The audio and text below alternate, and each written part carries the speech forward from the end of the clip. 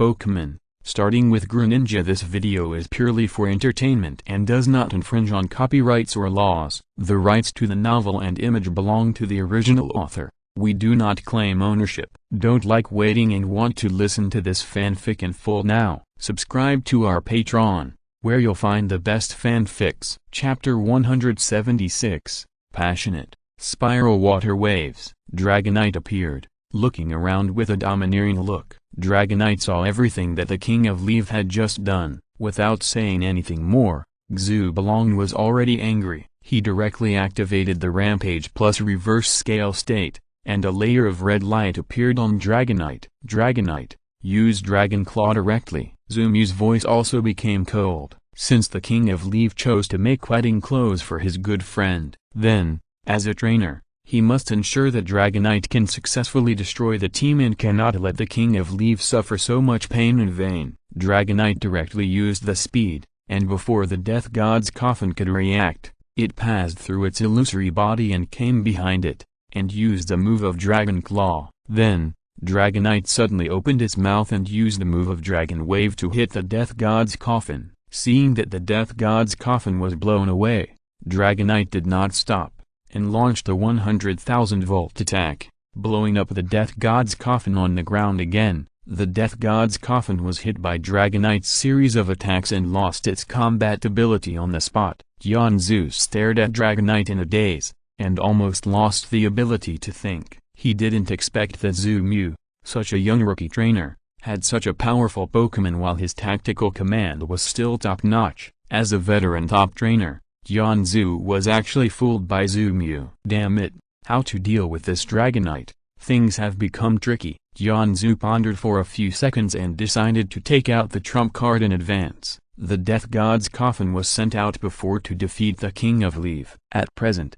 although the King of Leaf used the baton to replace Dragonite, it itself has almost lost its combat ability. More or less, the previous combat mission is considered to be completed. What needs to be done now is to defeat Zumu, the Dragonite that was strengthened to the extreme by the King of Leaf. Go, Steelix. Mega Evolution. As Yanzu's initial Pokémon, this set of alloy coating on Steelix is worth tens of millions of Alliance coins. This is what Yanzu saved for several years without eating or drinking, just to make his trump card stronger. With the Mega Evolution, Steelix's combat power has almost reached the level of Mid-Master, close to the late stage. It can be said that this is the strongest Pokémon Zumu has encountered since he played in the King of Kings challenge. Dragonite, don't use Gigantamax for now. After Zumu thought calmly, he decided not to use Gigantamax for the time being. Dragonite's task is to replace the King of Leaf to push the team. Even if he uses Gigantamax now,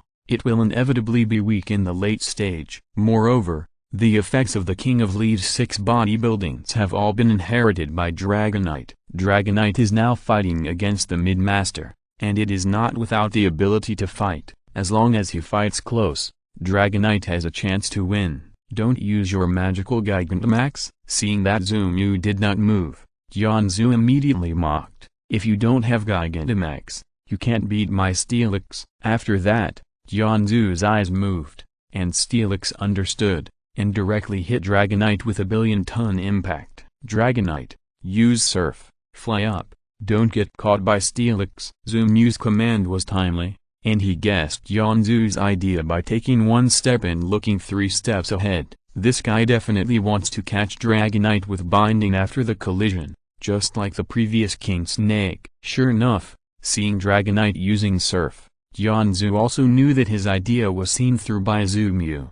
But it doesn't matter, he still has a change of tactics. Isn't this the charm of the battle between elves? I predicted your prediction, and I guess you can't guess whether I can guess your next attack. Steelix, Rock Closure, Rock Collapse. This combo is Steelix's specialty. Lock the opponent's escape route through Rock Closure and interfere with the opponent's line of sight. Then the Rock Collapse consumes the opponent, causing the opponent to be hurt and unable to concentrate. In the end, a destructive death ray directly ends the battle. Of course, this is all Yanzu's imagination. The reality is that after Steelix used this combo, Zumu directly ordered Dragonite, rush in at high speed to avoid its range attack. then use continuous large character explosions. Zoomu did not look down on Tianzu, but this guy did have some problems with his brain. These days, there are so many elves that can be conquered. Why do you choose Steelix as your main force? What do you mean?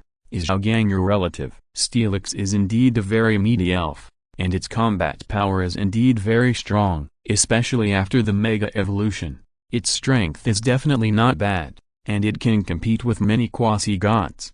However, its weaknesses are too obvious. It is afraid of fire, water, and earthquakes. But most elves have mastered these three attributes of attack, especially Dragonite. As a dragon-type elf, he basically knows these three attributes against Steelix. In a fight, this Steelix looks shaking his head and looks fierce. In fact, it is just a paper tiger. Any move by Dragonite can make him hurt for a long time. Rock climbing, avoid it. Tianzu immediately ordered a counterattack when he saw Dragonite use the big word explosion. There are no useless Pokémon, only rubbish trainers. It was not a mistake for Tianzu to choose Steelix as his main force. If you want to blame someone, you can only blame his poor family. There is no quasi-god as the initial Pokémon, and there is no chance of starting with the three starters. Dragonite sees the opportunity. Earthquake. Steelix's rock climbing is to create a small stone mountain on the ground,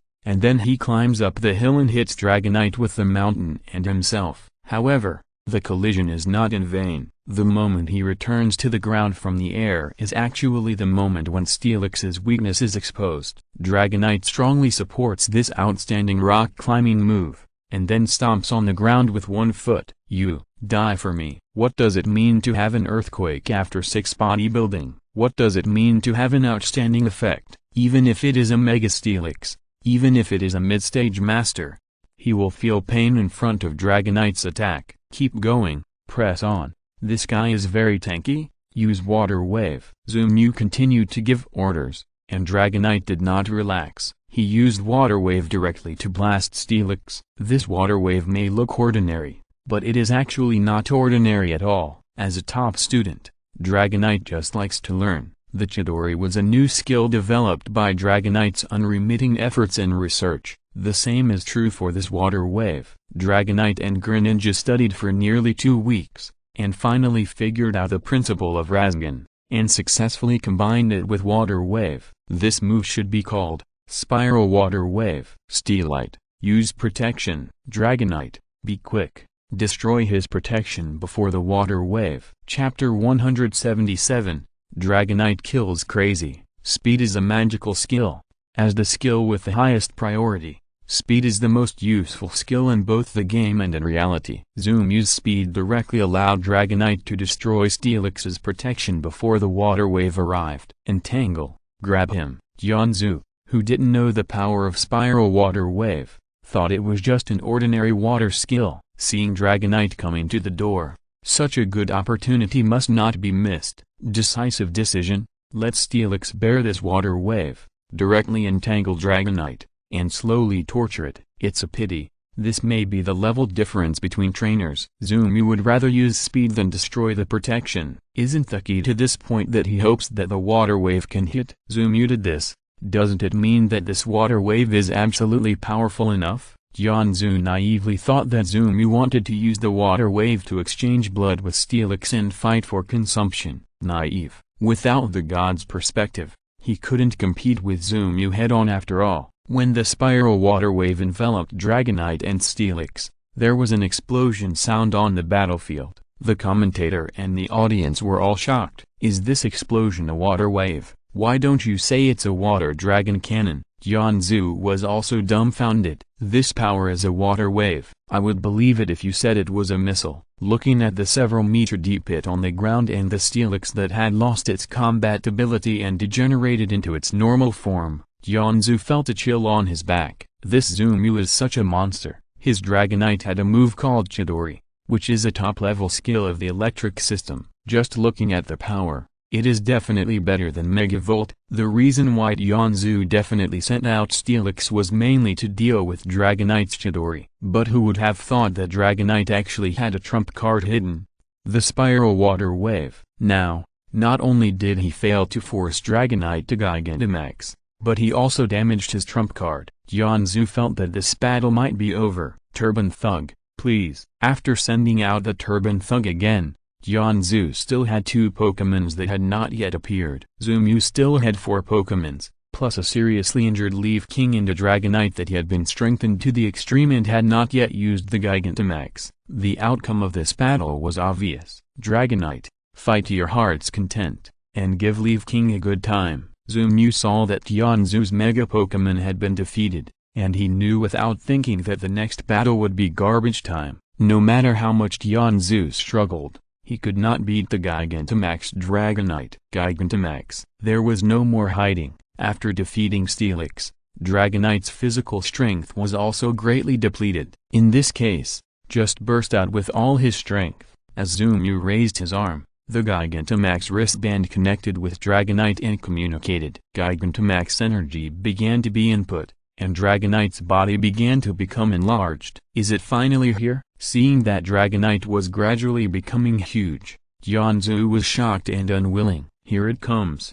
Damn, Gigantamax. I came here just to see it. It's so cool, such a big Dragonite. This is bigger than my house. How did Dragonite do it? This is crazy. Zumu's Gigantamax will probably be a problem for all the players in the World Championship. Zumu won. This Dragonite is simply a bug. The audience spoke up one after another. In addition to shock and astonishment, there was also a little admiration. There is nothing wrong with having a heart of admiration for the strong. The appearance of the Gigantamax Dragonite made the scene boil directly, and those who watched the live broadcast were also dancing with excitement. Many people saw the Gigantamax process for the first time, watching Dragonite become taller than a skyscraper, and everyone opened their mouths in surprise. There is no need to use the Gigantamax skill. The opponent has a total of 3 Pokémon.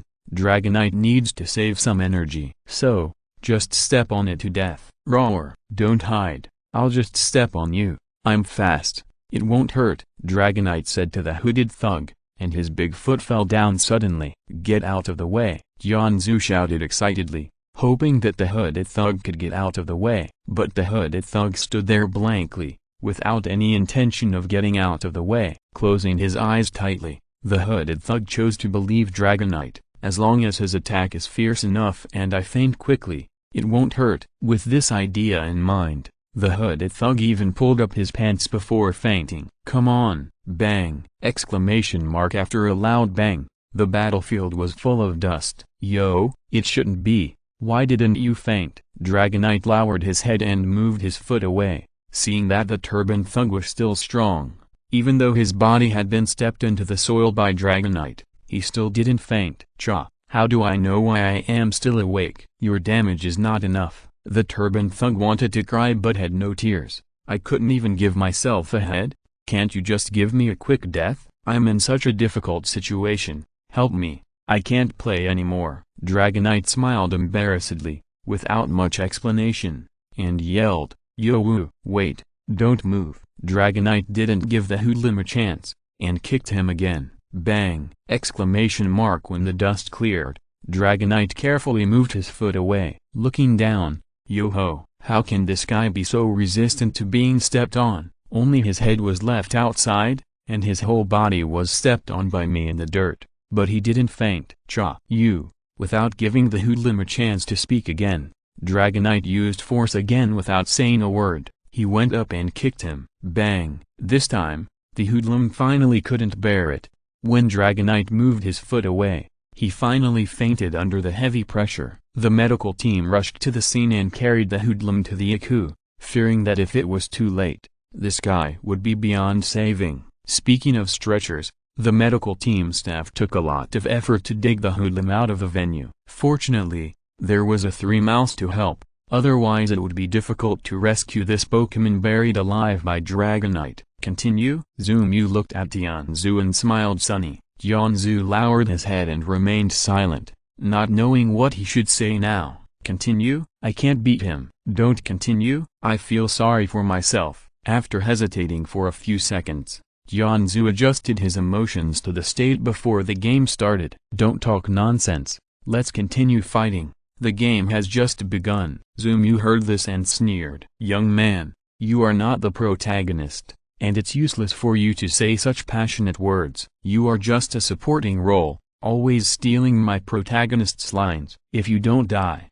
who will die? Chapter 178 3-Day Holiday. To defeat Jianzhu, Dragonite only needs to stomp its feet. In fact, Jianzhu is not really weak. To be honest, he is a big dog who has been hiding in the mountains for 2 years. His strength can compete with a genius player like Yang Qianqian. Zhu Mu wants to defeat him easily, but his hope is not great. However, this guy made too many mistakes and was completely crushed by Zhu Mu in the field of trainer command, let alone the wave of asking for leave. Kyle was scolded madly. This idiot couldn't even see the simplest baton tactics. You have changed your Pokémon. Why should Zhu Mu fight with you with only one Pokémon? You still need to make a fuss and yell. You can think of it. You are absolutely sick. Besides, Dragonite defeated Jianzhu's trump card in just a few words. This oppression from beginning to end directly and abruptly reflected the gap between trainers. It's not that Kyle has high standards,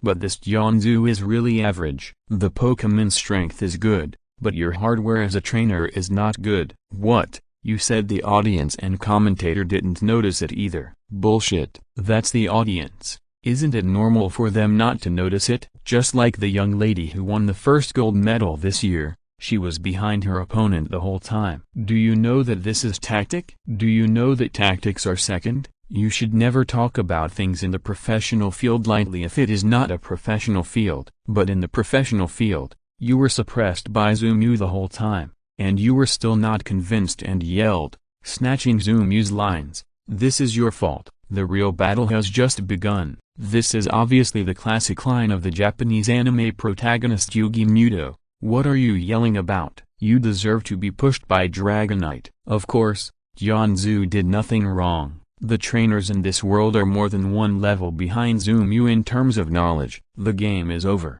and the winner is Zhu Mu from Fengcheng. When the referee shouted Zhu Mu's name in disappointment, the winner of the game was decided. Why was the referee disappointed? Alas, he actually wanted to resign. After leaving the stadium, Zhu Mu also went to the hospital and the Alliance Center as soon as possible. Please help my King Kong and Dragonite recover. Thank you. After handing the 2 Pokeballs to the doctor, Zhu Mu sat on a chair in the hospital lobby, looking down at his phone. Inadvertently, he caught a glimpse of a man who was turning back and forth in circles. Obviously, he was anxiously waiting for something. What could he be waiting for in the hospital? It must be the condition of the Pokémon. After raising his head and seeing the man's appearance clearly, Zhu Mu couldn't help but suddenly laughed. My goodness, isn't this the opponent Jianzhu just now? He should be waiting for the Pokémons that were beaten into the Iku by Dragonite. So pitiful. In fact, Zhu Mu shouldn't have laughed, and even if he laughed, he shouldn't have laughed out loud. But there was no way. He just accidentally couldn't help it, and Zhu Mu laughed. Jianzhu heard the laughter, turned around, saw Zhu Mu sitting on the chair, and was speechless for a moment. What's the matter? It's not enough to win the fight, so you ran to the hospital to kill people? Zhu Mu was also a little embarrassed. He really didn't come here to laugh at others on purpose. He really didn't. My elf was also injured, so I came here to heal. As he said that, Zhu Mu also pointed to his mobile phone. Ha! This is so funny. Jianzhu stared at Zhu Mu's mobile phone screen in a daze. It was obviously a black screen, and it wasn't even turned on. What a joke. Is your Leaf King okay? Although he was depressed, Jianzhu still went forward to greet him. On the court, everyone is an opponent and can spray and scold each other. That's a competition. The charm of competition is here. If you don't have the desire to win or lose, what's the point of participating in the competition? Just go home and breastfeed your children. It's okay. It shouldn't be a big problem. He's a turban gangster. This guy is very strong. He should be seriously injured, right? Zhu Mu also didn't hit a smiling person. If you can chat, then chat for a few words. Oh, it's okay. This guy is just stubborn. Jianzhu was quite generous. He shook his head helplessly and said to Zhu Mu with a smile. Zhu Mu was stunned at first, but thinking that this guy was the trainer of problematic Pokémon like Electric Beast and Bandana, it was right for him to be a little more relaxed. Otherwise, These two Pokemon that gave the trainer a headache would never get along so well with Tianzu and become Tianzu's helpers. In fact, from this point of view, Tianzu is still a good person. You can tell the quality of a trainer by looking at the Pokemon. There is nothing wrong with this statement. Although Tianzu's lineup looks weird, to be honest, this guy can accept these Pokemon with strange personalities. In terms of quality, he and Zumu have the same purpose. To be specific, the two of them can be said to get along well. I'm glad you're okay, Dragonite. Zumu was about to explain when he was interrupted by Tianzu with a smile. Dragonite is a very strong Pokemon, Tianzu said, afraid that Zumu would think he was speaking in a sarcastic way. So he explained, I'm serious, I watched the last match of Dragonite preliminaries, and Kuo's King Snake was beaten really badly. Zumu was speechless when he heard what Tianzu said. This is true. The hospital's entire performance during this period of time is really maintained by Dragonite. There haven't been such serious injuries in the league's King of Kings challenge for several years. This guy was really too cruel. Let's not talk about this, as long as the Pokemon is fine and there are no hidden injuries, Zumu said, standing up and stretching out his right hand. Let's get to know each other again. My name is Zumu. Tianzu was stunned. Don't we already know each other? Talking and laughing, Tianzu still stretched out his hand very friendly and shook hands with Zumu. Just like a crosstalk performance or a basketball game, there is no big or small on the stage, and no brothers on the court. During the game, it is not a problem to spray some trash talk and make some small moves, because there will be exciting games only when there is a desire to win or lose. This is not a forced whitewashing, but I just want everyone to know this real world. Trainers like Tianzu have their own personalities and preferences, but it is undeniable that he is a good person, although he was a little bit bad and was suppressed by Zumu throughout the whole process. But this does not mean that he is an unforgivable villain, because Dogecoin and character are not necessarily linked. No one has stipulated that a coward like Zumu does not deserve to have friends, right? If he was not cowardly, how could there be such a beautiful and cute Serona? Ding ding ding ding. Emergency notice. The elves in the Nenhua secret realm are rioting. All trainers above the peak trainer level are requested to gather in Huake. Emergency notice. The elves in the Nenhua secret realm are rioting and have now attacked Huake. All trainers above the peak trainer level are requested to gather in Huake. Chapter 179. The riot in Huake secret realm. Sanyun appears. I'm leaving first. We'll talk later. The moment Zumu heard the announcement, he held Tianzu's shoulder and stopped the trainer who was about to go with him to support Huake. Then he ran out of the hospital. You still need to take care of your Pokemon, and I'm also asking you to take care of my King of Leaf and Dragonite. It's no use for you to go there now. Leave everything to me. Worried that Tianzu, this idiot, would run around, Zumu turned back and gave him a warning like the protagonist of a movie. Rushing out of the hospital, Zumu directly released Lugia and jumped on Lugia's back. Zumu pointed in the direction of Huacan and said, Lugia, speed up at full speed, target due north. Lugia naturally knew what happened and took off directly. Zumu was not a saint, but he was not a cold-blooded person either. He should have gone for this kind of thing, but there was no need to be so anxious. It seemed very hurried, as if it was extremely urgent. However, Zumu did this for a reason. When he first came to this world, he was in Yancheng, because Charmander and Greninja offended Scarface Charizard of Charizard Valley. The fire-breathing dragons in the entire secret realm rushed out of the fire-breathing Dragon Valley and were about to attack human cities. At that time, the culprit, the Koga Ninja, was not as strong as it is now. Zumu did not have as many elf companions to rely on as he does now. If there were no Lin Haiyuan, if there were no Chen Qi, Zumu might really be burned to death by the fire-breathing dragon army. This is not a joke. The reason why the scar-faced fire-breathing dragon chose to fight the Koga Ninja was not because of some bullshit dignity, but mainly because of the pressure from strong people such as Lin Haiyuan, so that he did not dare to mess around and make things bigger. The author left a foreshadowing at the beginning, and book friends who don't remember can go back and take a look. I didn't expect it. One more thing, if there are book friends who go back and read it, remember to tell those bad reviewers that this book is very exciting. and the main text starts from chapter 62. Thank you. As a newcomer, Zumu, who had no identity at the beginning, was protected by Lin Haiyun without saying a word. Zumu will remember this incident for the rest of his life. Therefore, in this secret realm riot, Zumu must definitely rush to the front without hesitation, even though he didn't have any experience cards for the top master now. Even if he was just an ordinary trainer, he had to contribute to the people in the city. Besides, these people might eventually become Zumu's own people. If he didn't try his best to save his own people, there would be a problem. Huakeng, Zhongyu, the lord of Huakeng, was covered in blood. His right arm was missing, and half of his face was bloody. He was obviously attacked by a Pokémon. Similarly, the trainers of Nanhuijim and Huakeng were not in good condition at this time. They were almost exhausted and had no vitality. Land Cloud, Tornado Cloud, Thunder Cloud, you three have been receiving offerings from the people of Nanhui for hundreds of years, and you have never owed them anything. Why are you committing such a heinous riot today? Zhang Yu stood on the back of Pidgeot, roaring in grief and despair. Huakeng is a small city, and its population is not even as large as that of Yancheng at the beginning, and the Nanhui Secret Realm is the largest secret realm near the Magic City.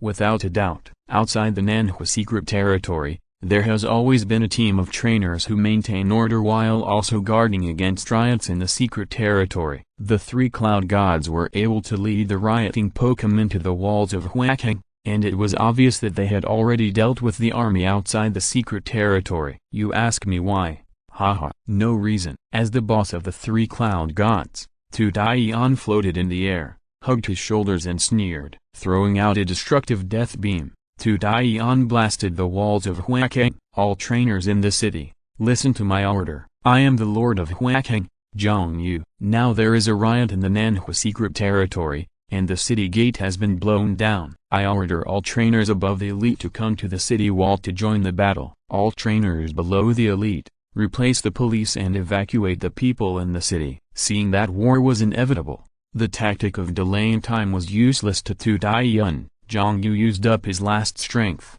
roared, and ordered the whole city. His shout directly angered the hot-tempered Thunder Cloud, and a 100,000 volt bullet hit Zhang Yu and Pidgeot together. Zhang Yu completely lost his life. He thought that once Zhang Yu died, the resistance in Huakeng would be smaller, but the three cloud gods obviously misunderstood, because at the moment when Zhang Yu died and the morale of the trainer team was about to drop, another voice appeared. I am the Deputy City Lord of Huakeng, Lin Kaixuan. City Lord Zhang Yu sacrificed his life for the people and shed his blood on the battlefield. The next battle will be commanded by me. If I am unfortunate enough to follow in the footsteps of City Lord Zhang Yu, then let the person with the highest official position in the city command. If all the people with official titles are dead, then let the strongest trainer command. Huakeng, never give up. As long as we hold on for another half an hour, the support of the alliance will definitely arrive. By then, none of these three gays will be able to escape. Lin Kaixuan suddenly took off on his armored bird. When he arrived in the air, he roared, and the morale that was about to fall into a slump was provoked again. Who said that humans have no backbone? Who said we can't defend Huakeng? You are just three little gays. When the alliance army arrives, you will definitely be destroyed. Follow the two city lords. Huakeng will not surrender. Follow the two city lords. Huakeng will not be defeated. Just three gays. Watch me take Nidoking to kill you. I can't do it alone, but I have thousands of Huakeng trainers behind me. For a time, the battle in Huakeng fell into an unprecedented tragic scene. When the wild elves in the secret realm riot, especially with the divine beast as the leader, this disaster is no less than a war, and even more terrifying than a war. Assholes, kill them, kill these humans. Land Cloud saw the human race rise again and roared immediately. What are you two doing? Go down and kill that human called Lin Kaixuan. Looking at the two cloud gods beside him who were watching the show with their shoulders hugged, Land Cloud cursed helplessly. Tornado Cloud and Thunder Cloud could only obey the boss's command. You said to fight, then fight. Transforming into the form of spirit beasts, the two cloud gods started. He went straight to Lin Kaixuan, unstoppable, and all the humans and elves he met along the way were either killed or injured. My life is over. Seeing this, Lin Kai-Xun was not ready to run away, and immediately stood where he was, ready to die heroically. It didn't matter if he died, as long as there were trainers in Huaking. It would not be defeated. The support of the Alliance will arrive soon. At this moment, from the sky in the distance, a crisp bird song was heard. The sound was cool and clear, like a sacred and decadent sound, which filled the hearts of humans with strength and hope. When the three-cloud god heard the cry, his face changed immediately. The land cloud was shocked. Impossible. How could the Lugia clan be here? Chapter 180. Zoomu realizes that I am the trainer. The person who came was Zoomu, who came to support in the first time. Because of Lugia's full speed, the trainers in the Magic City had not yet arrived at the battlefield and were left far behind by Zoomu. Lord Lin, right? Your fate is in my hands. Regardless of whether there is a Master's Peak experience card or not, Zoomu had to pretend to be well pretended for coming all the way to support. With a chic smile, Zoomu stood on Lugia's back, directly across the tornado, lightning cloud and Lin Kai-Xun. The arrival of Lugia shocked the trainers who were fighting in Huaking. No matter whether Lugia is a fully developed beast now, the fact that he can show up is already very important. Zoomu, it's the Zoomu from Fengcheng. Zoomu is here, that genius boy, I know him. I just watched Zoomu's game. Wasn't his Pokémon seriously injured? Why did he come to support us? Zoomu, go back quickly. It's dangerous here. This is not a place for a genius like you. Go back first. If we die in battle today, come back to avenge us 10 years later. Destroy that Nanhua secret realm. Fuck you. Zoomu, don't mess around. Once you die, we won't be able to produce another talent like you in the East for 100 years. Zoomu, go back, go. Including Lin Kai-Xun, almost all the trainers in the city were only relieved and moved by Zoomu's arrival. However, they did not appreciate it, but asked Zoomu to leave quickly. This is a battlefield led by 3 mythical beasts and millions of Pokémon troops. Zoomu coming to support alone is no different from sending himself to death. I say, it's not that bad. I'm here to support you. Zoomu muttered in a low voice. His eyes were a little red and swollen. He didn't expect, really didn't expect, that there are such lovely people in the world. They can protect their city regardless of their lives, and when the younger generation comes to support, they will tell the younger generation to get out without any gratitude. These guys, really, compared with those old-fashioned strongmen who wanted to snatch Zoomu's elves, these people are human beings. They deserve that stroke. What are you doing? I don't need a kid like you to save my life.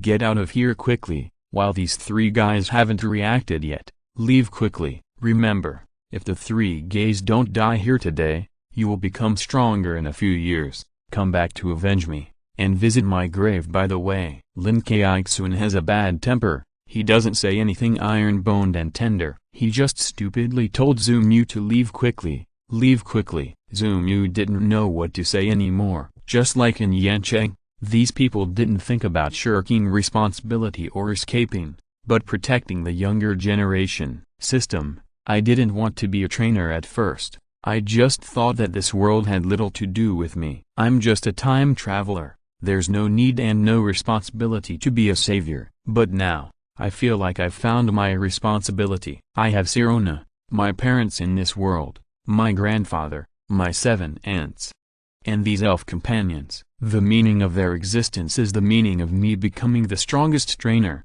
right? Zoomu lowered his head and muttered to himself, why didn't you send me a task this time? The system seemed to have heard Zoomu's call. Late but still here. Ding. Congratulations to the host for encountering a special event. Triggering the task. Defeat the 3 cloud gods and find out the mastermind behind it. Task reward. Power of Evergreen. Hearing the voice of the dog system, Zoomu breathed a sigh of relief. Now I have the confidence. The system has sent a task, which means I can't die. Since I can't die, why should I be afraid? Now that I'm here, if I really want to go back with my tail between my legs, wouldn't that be embarrassing? The chief is my grandpa after all. As long as I hold on to my duty, how dare old man Zhao not come? He raised his head and showed a confident smile. Charizard, Greninja, and Snorlax, I'll leave it to you three this time. Dragonite and Leaf King are still in the hospital. Although Arceus and Lugia are mythical beasts,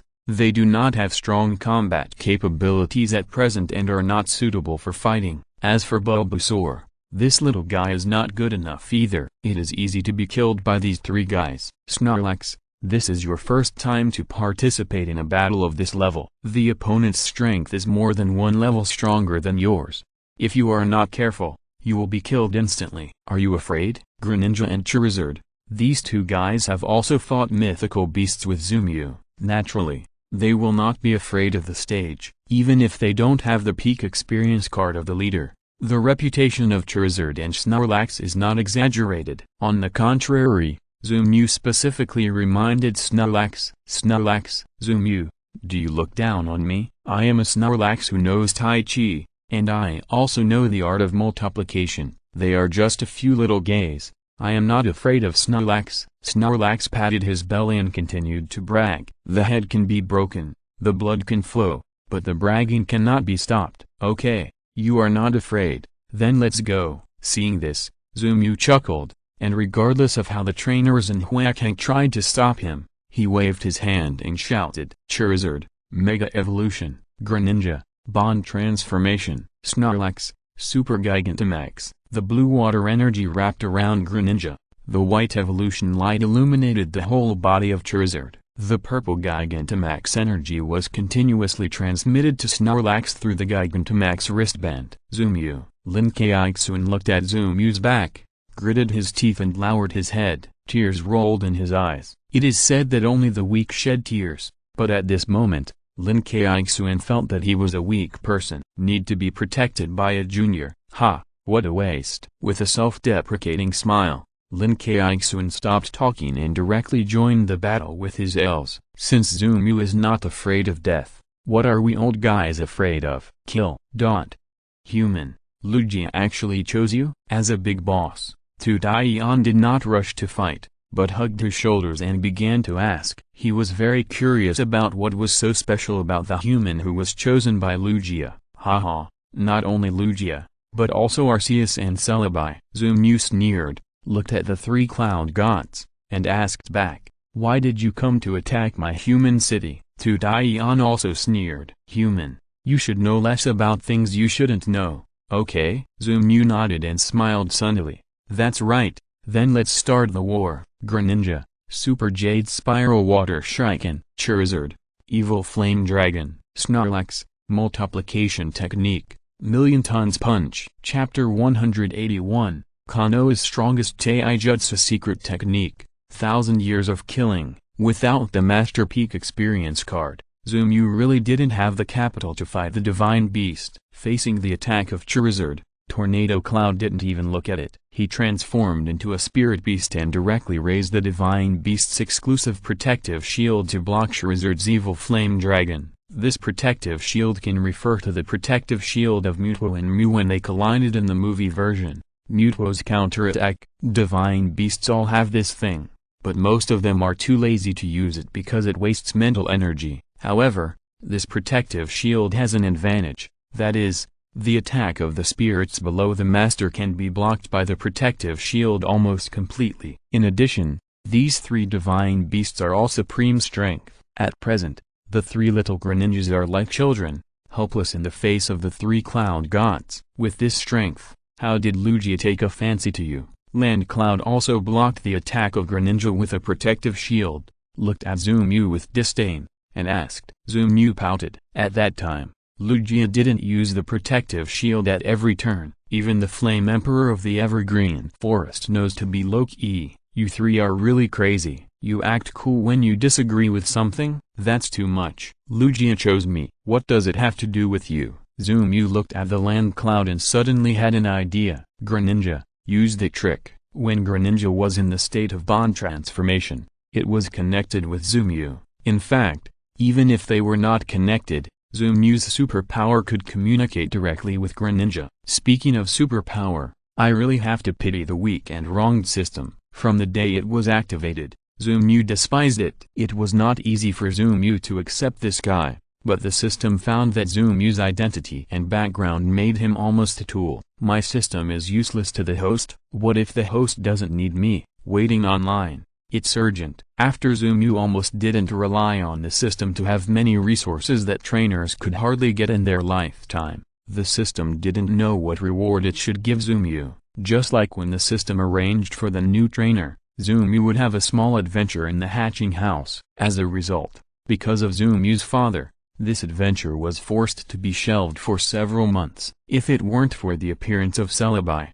Zumu might not have known until now that the system had arranged a start for him in advance. In short, such a poor, aggrieved system that is often scolded by the host and has to take the blame has to use the method of rewarding supernatural power to please the host when there is really no other way. It seems to be saying, "Host, look, I am still useful. What superpower, wave power, superpower, Chingpan power, dragon controlling power, fighting power, I can arrange them for you." Little did he know that Zumu didn't care at all. In Zumu's eyes, the system arranged a special task, which proved that he was not in danger. A powerful crossover Goldfinger has now been regarded as a danger alarm by Zumu. Koga Ninja, shadow clone technique. Without any more nonsense, Koga Ninja and Zumu understood each other's meaning in their hearts at the same time, and directly transformed dozens of clones. Swallow Return. Land Cloud is a ground-type skill. Whether using Swallow Return or water-type skills,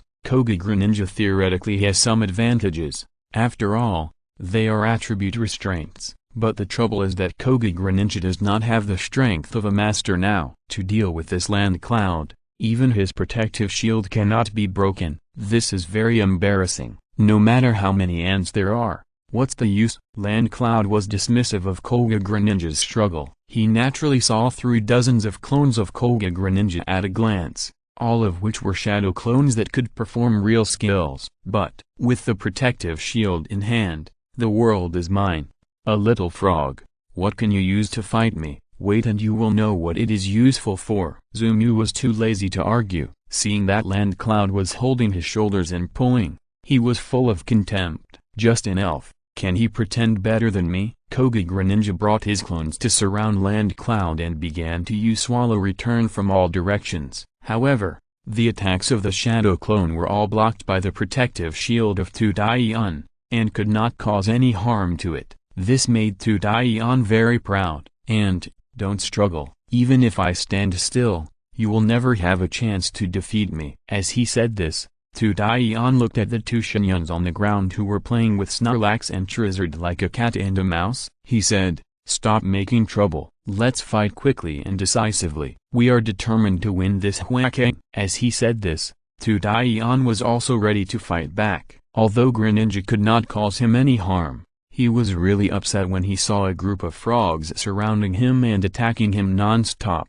Let's not talk about anything else. Greninja's simple cry made Tudaiyan unbearable. "You are gay, and you keep shouting lonely." "Lonely? Who are you insulting?" After canceling the protective shield, Tudaiyan was just about to release his ultimate move. Suddenly, he felt a breeze blowing behind him, and then the picture fell into stillness. About 3 seconds later, a scream from Land Cloud resounded through the sky. Greninja maintained the posture of the attack just now, letting Land Cloud, who was flying around with his butt covered, scream. Lonely, the strongest secret of Konoha's physical technique, 1,000 years of killing. Swallow Returns. This move is also known as 100 birds leaving the nest. Zumu swallowed his saliva subconsciously. If you want to talk about cruelty, Dragonite is the cruelest. If you want to talk about cowardice, Charizard is the coward. Bragging, Snorlax is the king. Eating, Arceus is the best. But, if you want to compare losses, then Greninja says he is second, and no Pokémon dares to say he is first. 1,000 years of killing. One move breaks the defense, hits the vital point, and the effect is outstanding. Greninja, you did a great job. Leave a few water clones to prevent this guy from counterattacking desperately. If a normal male had endured this 1,000 years of killing from Greninja, he would not say that he was heartbroken, but at least he would feel that he was no longer tight and had no face to see people. But what is this land cloud? It's a non-male divine beast. The biggest feature of the three god clouds is that they look like gays. So,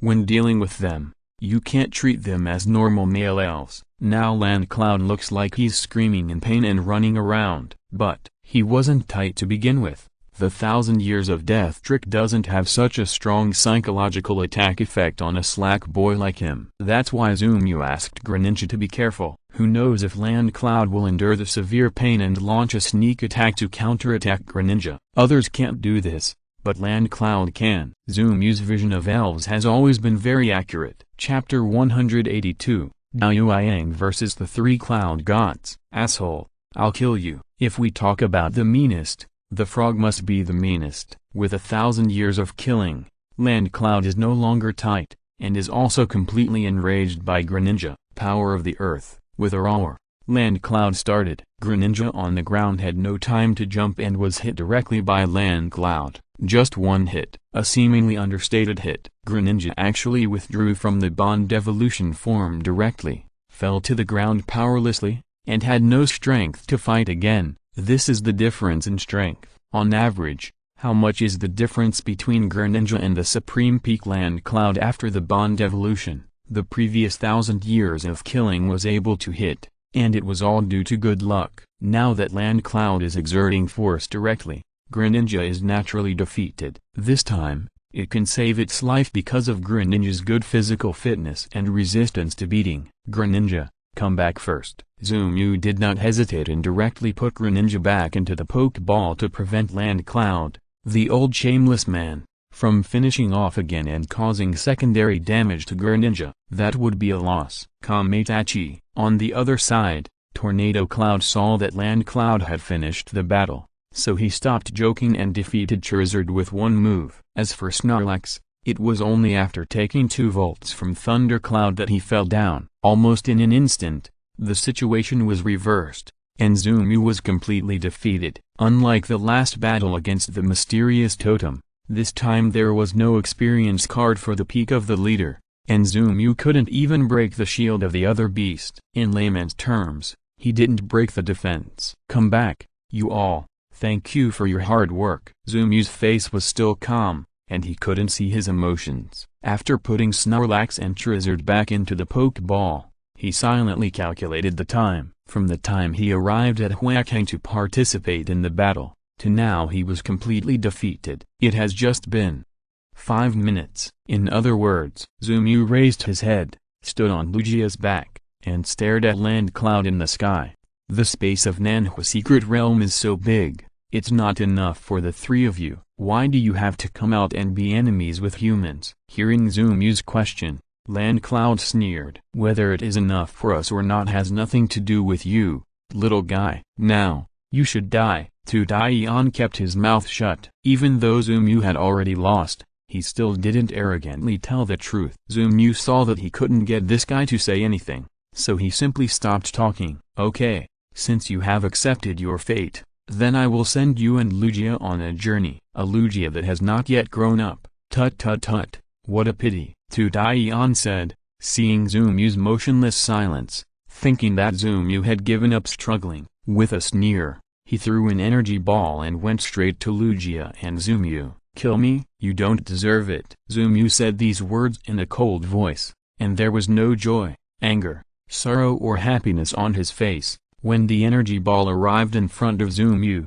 he was still not panicked, just watching calmly. Bang! Suddenly, a beam of energy came from a distance. A giant golden monster fell from the sky. Boy, you don't want to die. On the back of the giant golden monster was a gray-haired old man. The old man looked at Zumu angrily and yelled, "If it weren't for my giant gold monster that can use teleportation, you would be dead." Zumu smiled softly when he saw this. "Grandpa won't watch me die." That's right, the person who came was Yang, Zumu's grandfather, the chief of Dongtu. You, pointing at Zumu, Yang was so angry that he couldn't say a word. There was really nothing to say. Zumu was right, he really couldn't let Zumu get into trouble. I say, where did you get this old guy? Tudaiyan saw that Yang and Zumu were chatting happily without even looking at him, and he immediately felt his dignity was insulted. After all, I am also a divine beast, and after all,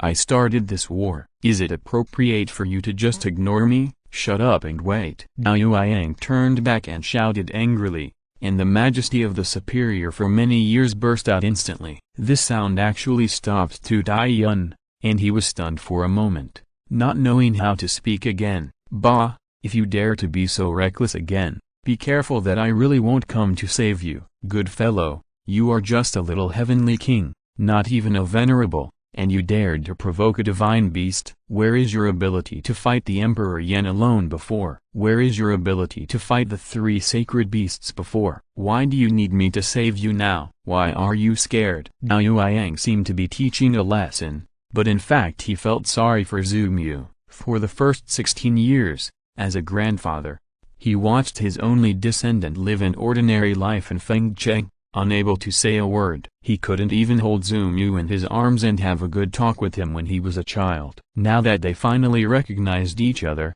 Liu Yang himself is old. If he doesn't cherish this opportunity and scolds Zhu Mu a few times, he doesn't know when he will have such close contact with his grandson again. Okay, Grandpa, I get it. Zhu Mu nodded and looked at Old Man Zhao speechlessly. Isn't he too nagging? Fortunately, he recognized him at the age of 16, otherwise tsk.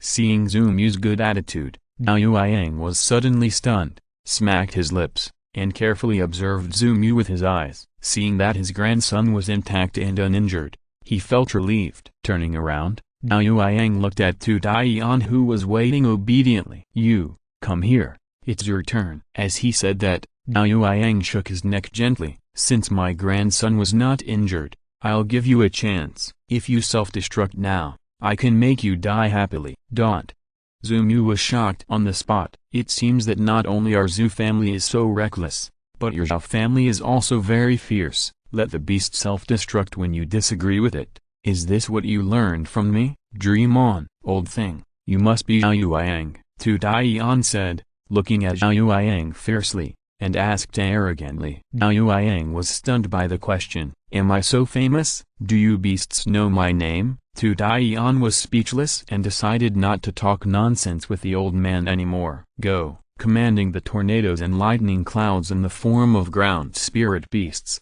Land Cloud gave an order. Attack. At this time, the trainers in Huakeng were fighting with the elves. Seeing the Metagross in the sky, they instantly became excited. Chiao is here. Our reinforcements have arrived. The chief is here. Ha ha ha. Damn Land Cloud, your doomsday has come this time. With Chiao and Zhu Mu, we are saved. Zhu Mu, this guy is too tough. I surrender to him. You need to say? When the election for the chief is held in a few years, all of us in Huakeng will give Zhu Mu a vote. Ha ha ha. That's right.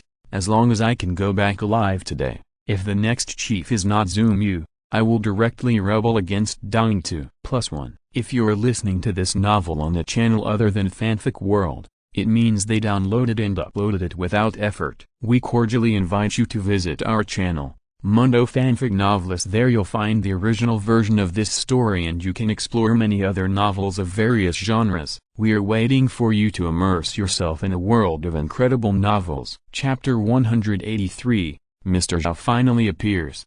Book friends who don't remember Mr. Zhao can go back and see that Mr. Zhao bought the egg of Scarface Lizard, Metallica, Dragonite, Bulbasaur. Metallica Mega Evolves. Kill this ignorant Land Cloud for me. Dragonite, go and beat that Tornado Cloud. Leave Thunder Cloud to you, Bulbasaur. Liu Yang is an invincible strongman, and his strength is different from Zhu Hong. Although he is also an invincible trainer, Liu Yang is a veteran invincible, and has been in the invincible realm for decades. His main Pokémons are all stuck in the Supreme Peak realm without exception. Among the 3 Pokémons that went into battle this time, Bulbasaur is the biological father of Zhu Mu's green-skinned toad. Accept the challenge. The opponent's strength is not weak, we just need to hold him back. Land Cloud saw Liu Yang's 3 Supreme Peak Pokémons, and was not too panicked. Instead, he asked the 2 Cloud Gods to hold him back in an uncharacteristic way. Seeing this,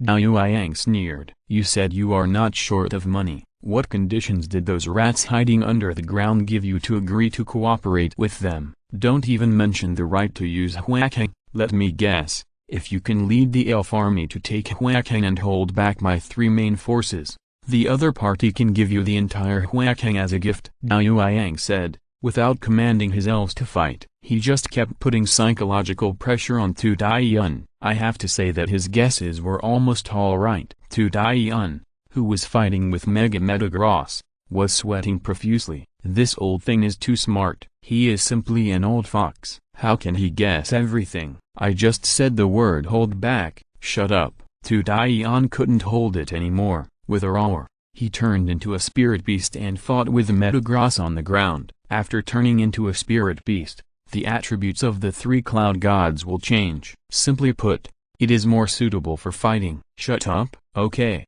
I'll shut up. After Zhao Yuanyang finished speaking, he actually shut up.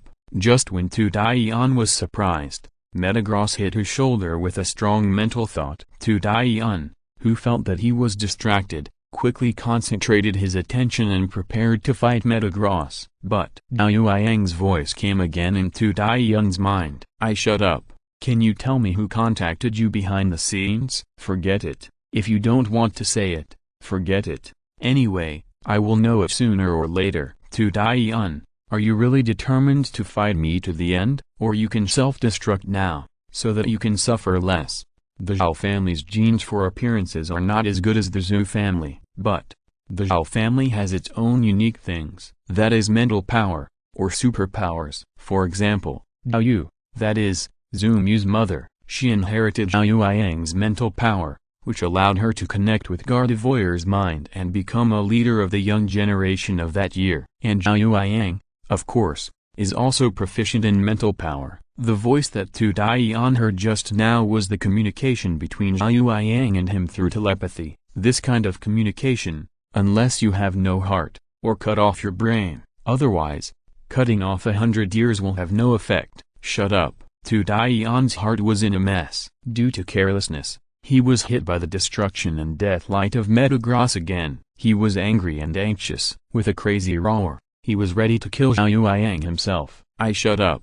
I didn't say anything. If you don't believe me, look at your attitude. I really didn't say anything. You're coming at me. What are you going to do? Kill me. Come on. I'm waiting for you here to kill me. You see whether Metagross kills you or not. Zhao Yuanyang, the chatterbox, continued to talk, although Zhou Mu couldn't hear what he was saying, but seeing Tu Daiyun's angry look, he guessed it roughly. Bulbasaur, come out to see your father. Seeing Bulbasaur fighting a desperate battle with thunder and rain, Zhou Mu released his Bulbasaur. We are all green-skinned toads. You should learn from your father. What? Dad is here? Bulbasaur, who was suddenly released, looked around and jumped up excitedly when he saw Bulbasaur. Sort of, Daddy, screw him, sunshine and flames, shoot shoot shoot shoot shoot shoot shoot. Social shake. Seeing his dad fighting, or with the lightning cloud that defeated Snorlax before, Bulbasaur excitedly took out 2 small flags from the seeds behind him. Cheer for his dad. Seeing him like this,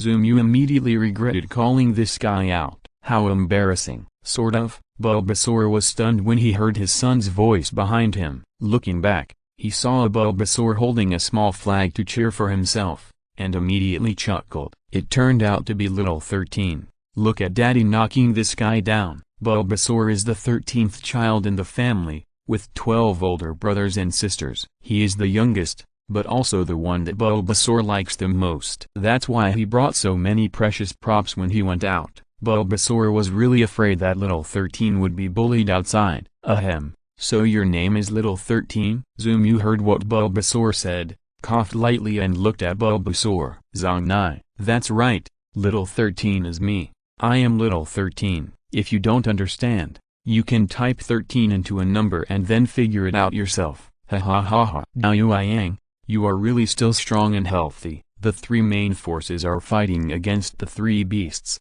and they are not at all inferior. In the distance, a man riding a Charizard slowly appeared. This man was wearing a black windbreaker and had a standard square face. Wait, Zhou Mu looked at him and felt that he seemed to be inexplicably familiar. Cool. Jumping out of the Pokeball, Greninja reminded Zhou Mu, we have seen this guy before. Zhou Mu was stunned. Have you seen him before? Cool, that's the guy who bought Scarface's son. After saying this, Zumyu remembered, in order to earn enough alliance coins for himself to go traveling, he sold the Pokemon eggs left by Scarface Charizard, and the buyer seemed to be called Mr. Zhao. It was this man riding a fire-breathing dragon. This guy had said something meaningful to me. We will meet again. Fuck! Exclamation mark. Did he know my identity at the beginning? Zumyu felt terrified when he thought about it. I thought Mr. Zhao was not a good guy at the beginning, but I didn't expect that he really was not. See you again, Zumyu. After flying closer, Mr. Zhao waved to Zumyu and said hello with a smile. This smile was meaningful. Chapter 184. Mr. Zhao's behind-the-scenes identity. President Zhao looked at Zumyu and smiled meaningfully. Zumyu suddenly felt his hair stand on end. What the hell? Can I play this? Hello, President Zhao. Zumyu scratched his head awkwardly, not knowing how to reply to this guy. Enemy? Or enemy? Zumyu, do you know him? Zhao Yuanyang's voice suddenly appeared in Zumyu's mind. After a brief surprise, Zumyu reacted. It should be telepathy of superpowers, right? There was either a system or telepathy in his mind. Zumyu was used to the sudden sound of inexplicable voices. Well, I don't know him. I've seen him before. After Zumyu responded to Zhao Yuanyang in his heart, the old man frowned rarely. Things are not going to be easy. Muttering softly, Zhao Yuanyang stopped torturing Tu Daiyan and turned to look at President Zhao and his Charizard. His eyes gradually sharpened, and Zhao Yuanyang gradually revealed his momentum as the chief. Boss Zhao, how are you? Boss Zhao saw Zhao Yuanyang become serious, and he also put away his cynical expression. Well, I am indeed fine. After that, Boss Zhao released his other 5 main elves and surrounded Zhao Yuanyang directly. No nonsense, just meet and knock. I said, are you ready? Zhao Yuanyang saw Boss Zhao directly release the elves to prepare for the battle, and spoke again. At the same time, he also released his 3 main elves to confront Boss Zhao. If I am not prepared, will I easily tear off the mask of an entrepreneur? Boss Zhao took a deep breath, and a smug smile gradually appeared on his face. Now there are 3 minutes before the reinforcements of the Alliance arrive. Counting the 3 cloud gods, we are 9 supreme peaks. Fighting you 6, and you, this lovely grandson, are a burden. Zhao Yuanyang, accept your fate. The position of chief has been occupied by your Zhao family for too many years. It's time to return it to our Zhao family. The last sentence finally revealed all the mysteries. Zumyu also roughly understood the situation on the field. That is to say, this Mr. Zhao is actually the descendant of the chief family of that year, and the Zhao family robbed their family chief's inheritance. Is that all? It is equivalent to this guy being a down-and-out prince, and Zhao Yuanyang being the one who seeks power and usurps the throne. I say, what's the big deal? You made me think you were going to rule the world. Zumyu figured out the cause and effect and finally decided to speak. Damn, you have to distinguish who is the protagonist. Okay, please, I'm Zumyu. You guys are chatting so happily here, and you treat me as a decoration. Is that appropriate? Oh, seeing Zumyu dare to jump out and speak, Mr. Zhao curiously looked at Zumyu. Charizard, catch this little guy for me. If you don't say anything, I really forgot to control you, this little burden, in advance. As long as you are in my hands, Zhao Yuanyang will definitely die today. Otherwise, the villain is crazy. If you want to catch Zumyu for a disagreement, don't say whether the author agrees or not. Ask the book friends if they are willing. Catch me? Are you sure? Zumyu laughed directly. Supreme Peak, really strong. I can't beat you. But, you want to catch me? Funny, right? Haha, you really talk a lot of nonsense. Just like that old guy Zhao Yuanyang. Mr. Zhao sneered disdainfully, showing that he didn't care at all about Zumyu's ridicule. In fact, he was already anxious in his heart. Arceus, let's play with him. Without caring about Zhao Yuanyang's situation, Zumyu believed that since this old man dared to come here, he must have his own trump card. And this Mr. Zhao is definitely not just a simple person. This matter seems to have been fully rolled out, and both sides are honest with each other. In fact, it is still in the testing stage. Zumyu doesn't believe that if the Alliance reinforcements really arrive, this Mr. Zhao can escape by himself, although there are not many masters at the Invincible Peak, but only 2 of them are enough for Mr. Zhao to drink a pot. Don't underestimate the strength of dying to. Okay, is this your new species of Pokémon? It's really different. Mr. Zhao continued to act cool, talking to Zoomu in a condescending tone, sitting on Charizard's back and approaching Zoomu at a high speed. Bulbasaur, Greninja, Lugia, they're all back. Zoomu collected all the Pokémons into the Pokeball, leaving only Arceus. Then he turned over and rode directly on Arceus' back, whispering, "A barbecue. Use teleport to take that idiot around in circles. Don't get caught by him." Arceus had never been ridden by anyone before, and suddenly being ridden by Zoomu made him feel a little uncomfortable, but after hearing about a barbecue, he immediately laughed. "Got it, Zoomu. This guy wants to catch me. Dream on." After saying that, he teleported directly to the sky above the city of Huixiong. He suddenly opened up at distance of hundreds of meters from Charizard. This is actually a psychic-type Pokémon. Interesting. When Mr. Zhao saw Zoomu was about to run, he pretended to be relaxed and said, "But I want to see how many times your Pokémon can use teleportation." Charizard, keep chasing. On Zhao Yang's side, because Zoomu pinned down Mr. Zhao's Pokémon had no trainer to command. Although it was 8 against 6 including the 3 Cloud Gods, it did not have an absolute advantage. It was impossible to take down Zhao Yang in a short time. "Come and catch me, it's so funny. You are such a fool, and you want to take me hostage. Are you kidding me?" Zoomu sat on the back of the alpaca, although the continuous teleportation made him feel dizzy. However, he still endured it strongly and mocked Mr. Zhao. Being a scoundrel and a scoundrel, this attribute is inherited from his ancestors. Nothing can stop Zoom's yearning to become a dog. Haha, kid. Run. If you have the guts, just keep running. I don't believe that your Pokémon can use teleportation all the time. There was nothing wrong with what Mr. Zhao said. Ordinary elves really can't use teleportation all the time. After all, this move consumes a lot of physical strength and has a high load on the elf's body. But is Zoom's elf an ordinary elf? That's Arceus. Okay, that's the god of creation. Are you kidding me? Arceus eats so many things in normal times for nothing? Teleportation? Sorry, my alpaca can indeed be used infinitely. Are you angry? Mr. Zhao seems calm, but he is actually anxious. Nonsense. He can't catch the old man Zhao Yang, and he can't catch the little fox Zoomu.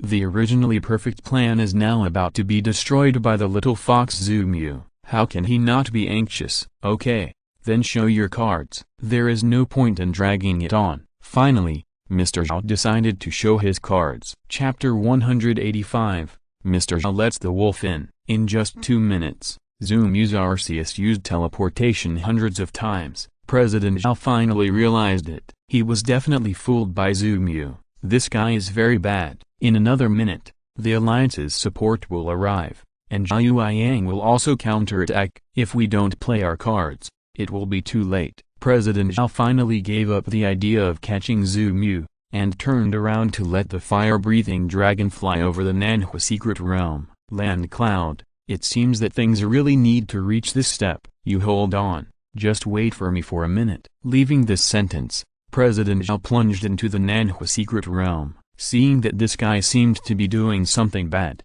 Zoomu followed him without saying a word. Although I can't beat you, you can't beat me either. What am I afraid of? I'll be done with the waves. At this moment, Zoomu really thanked Yandy from the bottom of his heart for giving him the Arceus egg. Although the little alpaca can eat a little, it is really useful when encountering danger. Infinite teleportation. What is the difference between this and cheating? Riding Arceus, Zoomu followed Mr. Zhao and also plunged into the secret realm. After the dizziness, Zoomu said, "Arceus, follow this guy." Arceus nodded. Although he didn't fly as fast as Charizard, he could teleport. As long as Zoomu could bear it, he could teleport infinitely. Not to mention catching up with Charizard. Even circling around Charizard wouldn't be a big problem. What are you going to do? Zoomu looked at Mr. Zhao flying straight into the depths of the secret realm and asked. Didn't expect Zoomu to catch up. Mr. Zhao was a little surprised, but he didn't say much. He didn't say a word and ignored Zoomu.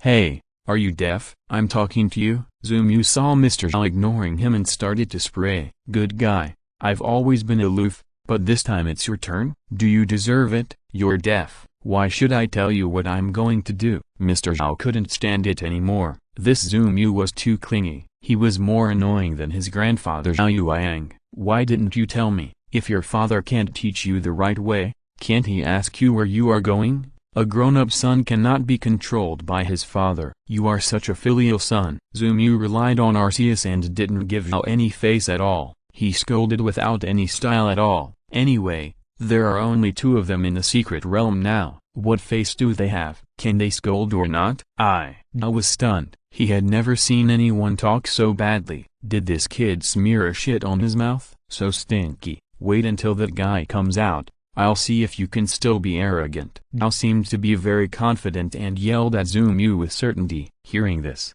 Zumu gritted his teeth secretly. Oh no, something is wrong. This guy is really going to release something. Who's coming out? It's only natural for a father to scold his son. I won't beat you when you grow up.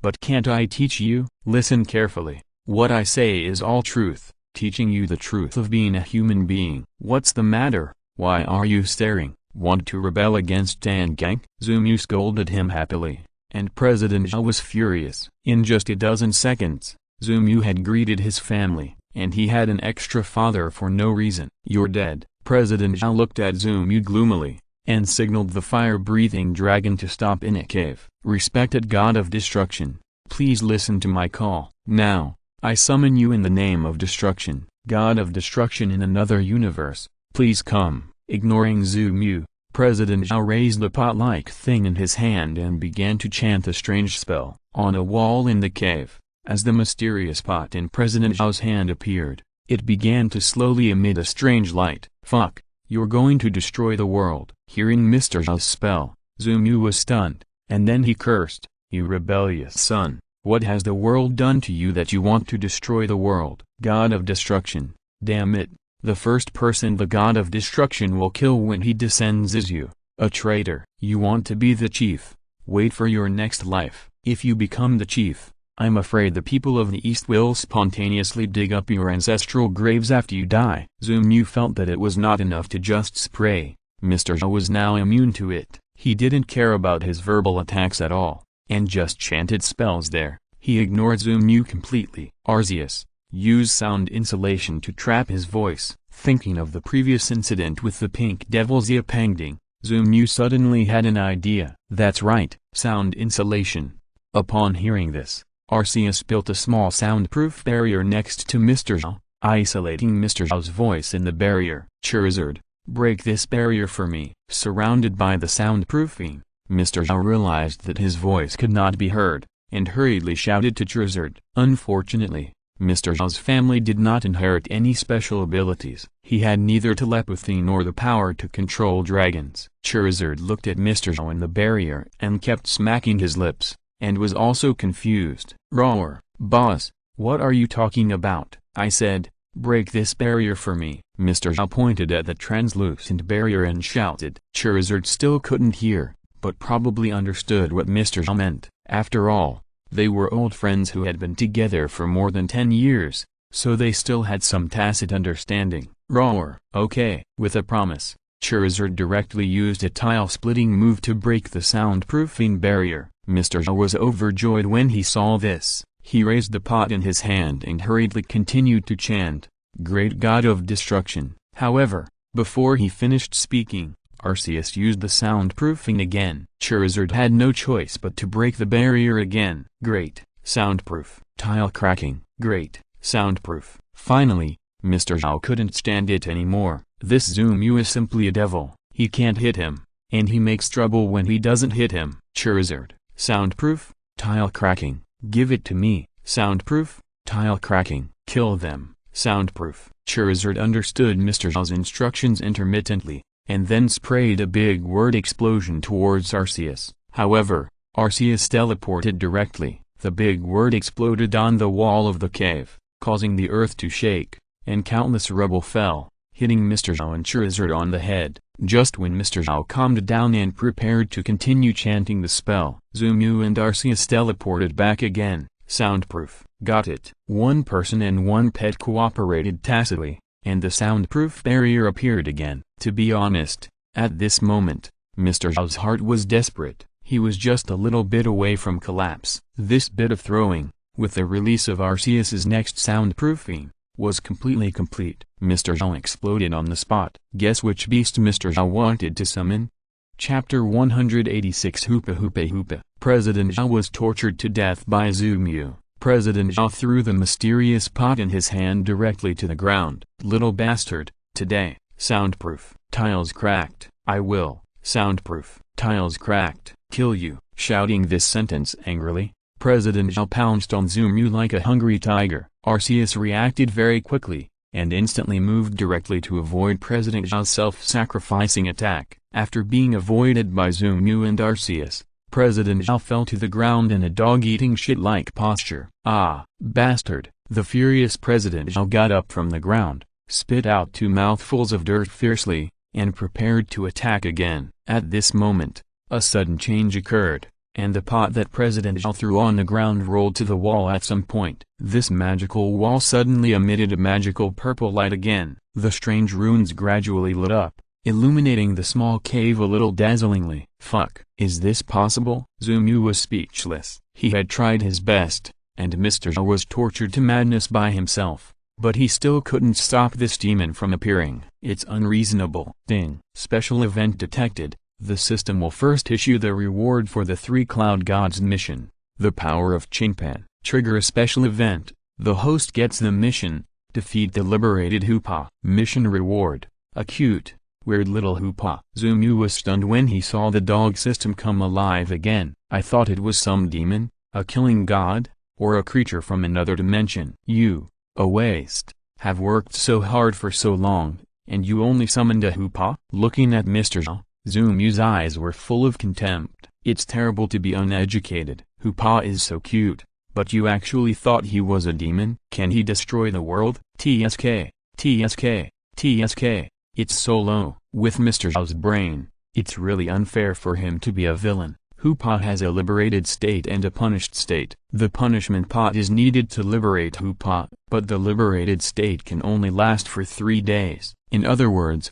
the people in this world have never seen punishment Hoopa, but simply regard liberation Hoopa as a demon. How foolish. They don't know Arceus, nor do they know Hoopa. How could such a cute elf be sealed as a world-destroying elf? Hoopa, Hoopa. The light of the rune gradually dissipated, and the figure of liberation Hoopa appeared in the cave. When Mr. Zhao saw Hoopa, he was overjoyed. Isn't this 6-handed super demon the world-destroying demon he wanted to summon? Great Demon King, I am your believer and sincerely invite you to destroy this world. Mr. Zhao was like a loyal believer of a cult. Kneeling on the ground, he prayed devoutly to Hoopa to help him turn the tide. Liberation Hoopa looked at the tiny human on the ground, shook his head in confusion, and said nothing. Hoopa, he said you are a fool, and said he would use you to destroy the world. In terms of emotional intelligence and understanding, Zoomu definitely crushed Mr. Zhao. Hoopa's personality is so strange and cute. If you take him to a serious level and make things serious,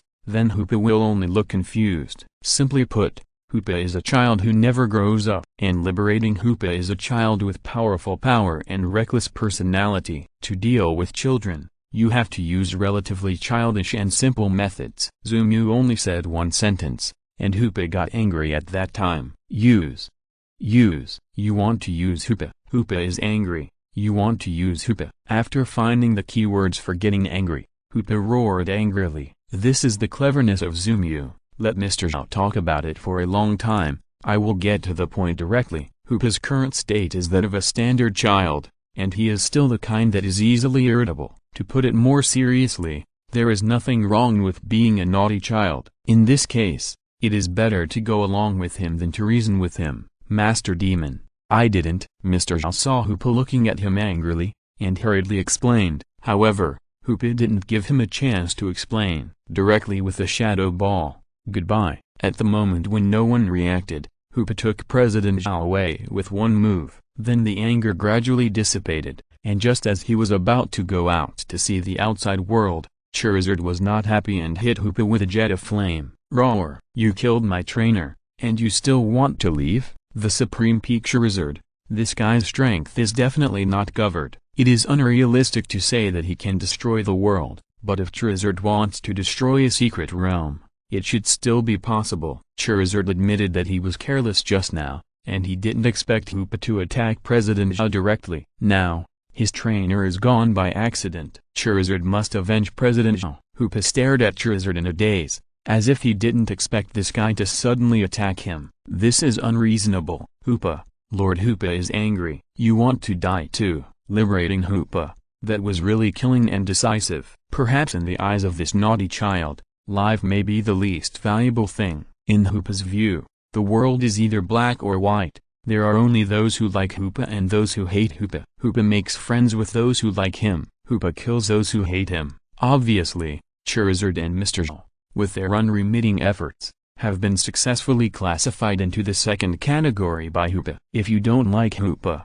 then kill him. Hoopa, with a roar, Hoopa came up and used a Shadow Ball to blast Charizard away. Then he followed the speed of Charizard's backward flight and hit it. Interdimensional wormhole. Throwing the Kai-en-Kun circle in his hand, Hoopa directly exiled Charizard, throwing it to the deep seabed of the interdimensional space. Charizard didn't even have a chance to resist. After feeling an inexplicable suction, it was directly pulled into the other dimension by the Kai-en-Kun circle. Goodbye forever, Hoopa. Hoopa got angry twice in a row just after waking up, indicating that he was in a bad mood now. Looking at Zumu and Arceus, Hoopa didn't want to ask any more questions and just killed them together. Zumu saw that Hoopa was bothered by the trouble, and quickly said, Hoopa, do you like playing hide-and-seek? Hoopa was stunned when he heard it. What is hide-and-seek? How to play it? Zumu smiled faintly. He was the best at coaxing children. That's it. One person closes his eyes,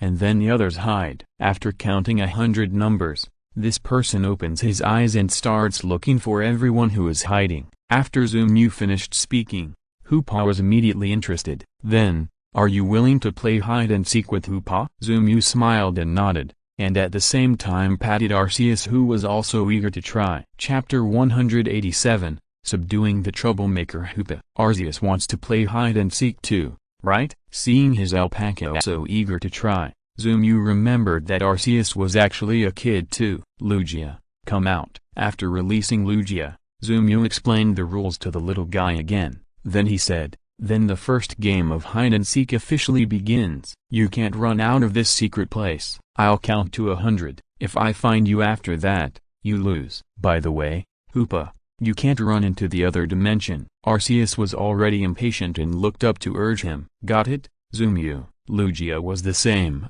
Although he had eaten and drunk with Zumu before and played a lot of interesting games. But hide-and-seek was indeed his first time trying. Got it? Let's get started. Finally, Hoopa looked at his huge body, his mind turned, and an idea flashed. Wait a minute, I'm too big. Hoopa will change into another form to play with you. As he said that, Hoopa picked up the punishment pot on the ground and slowly sealed his energy. In the end, he turned into a small form of punishment Hoopa. And the punishment pot was also placed in the other dimension by Hoopa through his Kai-en-Kun circle. It allows him to liberate himself at any time when he needs it and gain powerful strength. Okay, let's get started. After becoming smaller, Hoopa seemed to like playing more and became more lively. Zumu nodded, closed his eyes and began to count. 1, 2, 3, 4, 5. After counting to 100, Zumu slowly opened his eyes. Lugia has superpowers, Hoopa has a different dimension, and also has superpowers. Arceus is an all-rounder. Playing hide-and-seek with such a little guy, Zumu naturally has to use all his trump cards. The power of Wave Guidance, the power of Changpan, and the power of Super Conquer are activated at the same time. Zumu began to look for the traces of the three little ones in the secret realm. Lugia, I see you. The first one to be discovered was Lugia, who was hiding in the mountains. Seeing that he was caught by Zumu, Lugia patted his forehead in annoyance. Then he followed Zumu and watched Zumu continue to catch Pokémon. After leaving the mountain, Zumu felt the breath of Arceus in the stream and smiled slightly. Arceus, you are hiding in the river, come out quickly. Seeing that Zumu found him, Arceus did not hide anymore, jumped out of the lake obediently, and successfully threw Zumu all over with water. Happy. The last one, Hoopa, was the little guy who ran the farthest. Hoopa was too serious and ran all the way to the other side of the secret realm. and then found a small tree hole to hide in. Zumu searched for a long time but found no trace of Hoopa, and probably guessed that the little guy ran far away. Sitting on Lugia's back, Zumu crossed the entire secret realm. Finally, Hoopa was found in a small forest. "Hoopa, are you in the tree hole? I'm about to find you." Zumu walked to the tree hole where Hoopa was hiding with a smile, and approached little by little. Hoopa kept drilling into the tree hole, muttering, "You can't find Hoopa. Hoopa is hiding.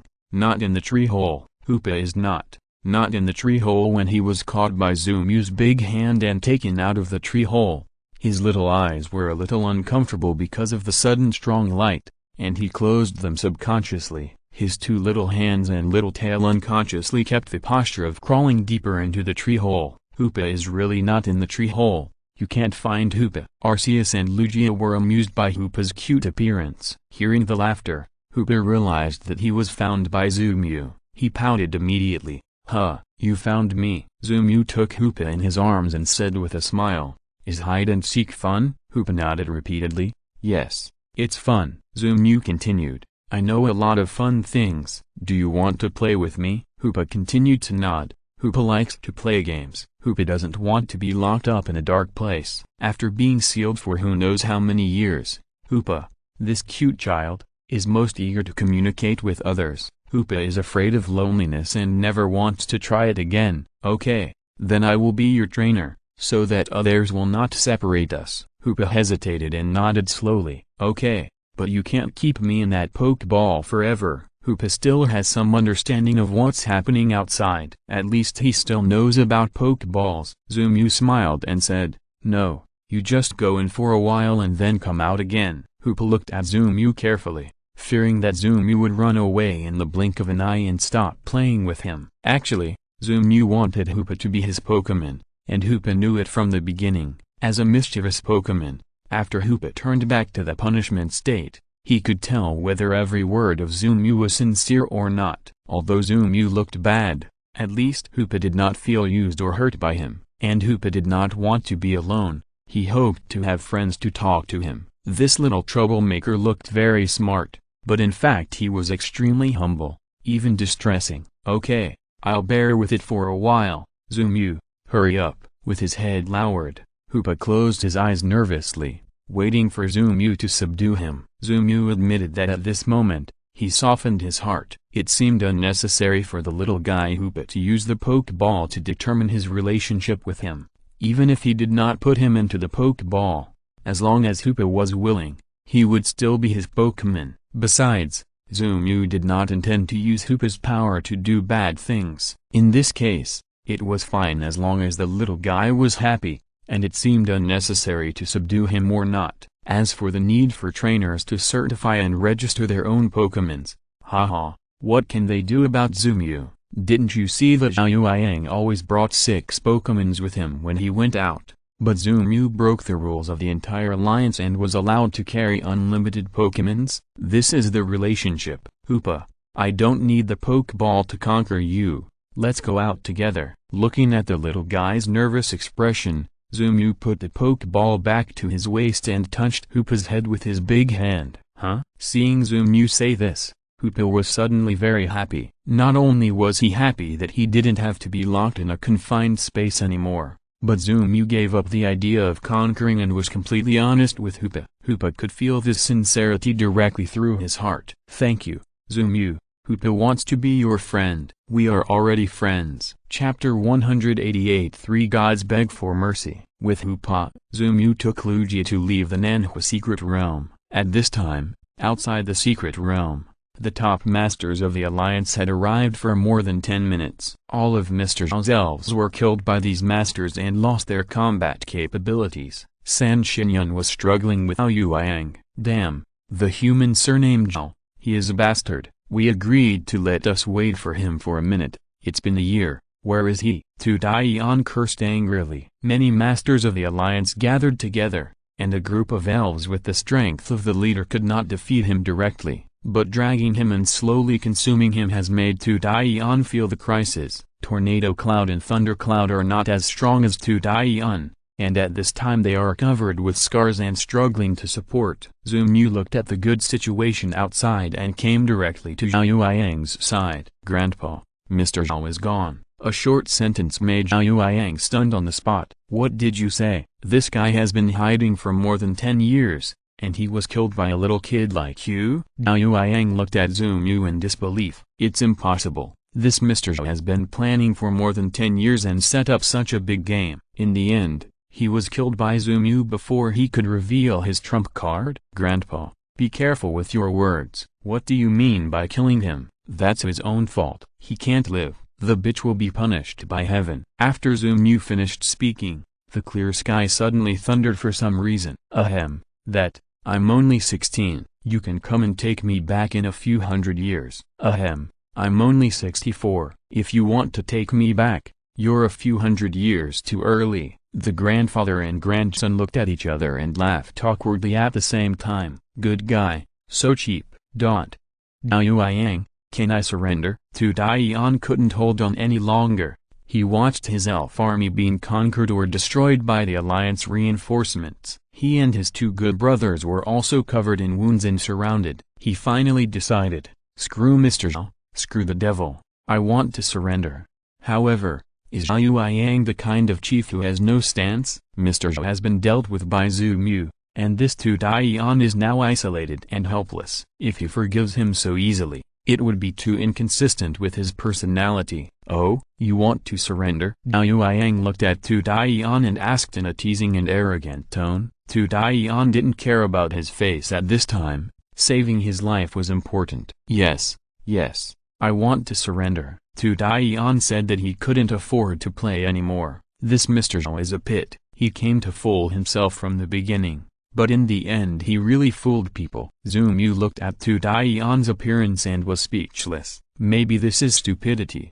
Ambition is bigger than brain, and he was finally fooled by Mr. Zhao to take the lead. In fact, it was Mr. Zhao who really won this time, and Zhou and Zhao Yuanyang were killed by him. Then the final result. Tu Daiyan will still be sold by Mr. Zhao. As his first achievement after taking office, he leveled the entire Nanhua secret realm. It seems that Tu Daiyan is pitiful. He is just an ignorant little beast. What bad intentions can he have? However, there must be something hateful about pitiful people. It would be fine if this guy was simply fooled, but he was fooled because of ambition. At the same time, when attacking Huakeng, San Yun God attacked humans without mercy, and killed them as he said. If Zhao Yuanyang had not arrived in time, Zhou would probably have died in the hands of Tu Daiyan. Is it necessary to forgive such a brain-dead idiot? Haha, surrender is not okay. We people in Dongtu generally do not accept surrender. Zhao Yuanyang stood on the back of his giant gold monster with a roar. As more and more reinforcements came from the Alliance,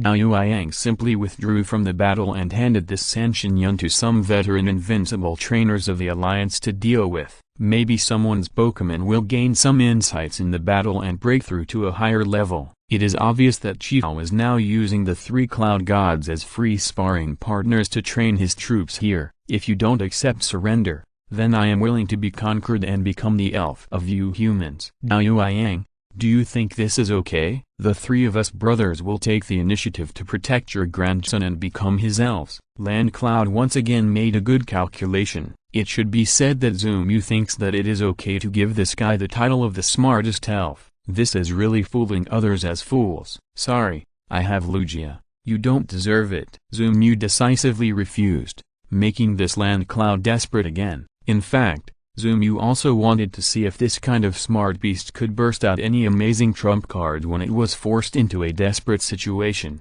Just like the last time Yandy blew himself up, the scene was so spectacular. It was simply wow. If possible, Zhou also wanted to see wow again. Damn it, do you really want to kill them all? Land Cloud roared helplessly, repelling the several Pokémons that were besieging him, and roared at the top of his lungs, looking ready to self-destruct at any time, taking the two people with him to death. Zhou stood on Lugia's body, and the battle below was basically over. The Pokémons in the Nanhua secret realm that were too fierce had been eliminated by the reinforcements. Those with average strength were sent back to the secret realm. After all, they were not consuls, so it was enough to be just about right. At this time, the trainers in Huakang were healing their wounds and cleaning the battlefield, but without exception, they had been paying attention to the battle here, on the high-end battlefield. When Zumyu returned, the trainers in Huakang gave the loudest cheers. At this moment,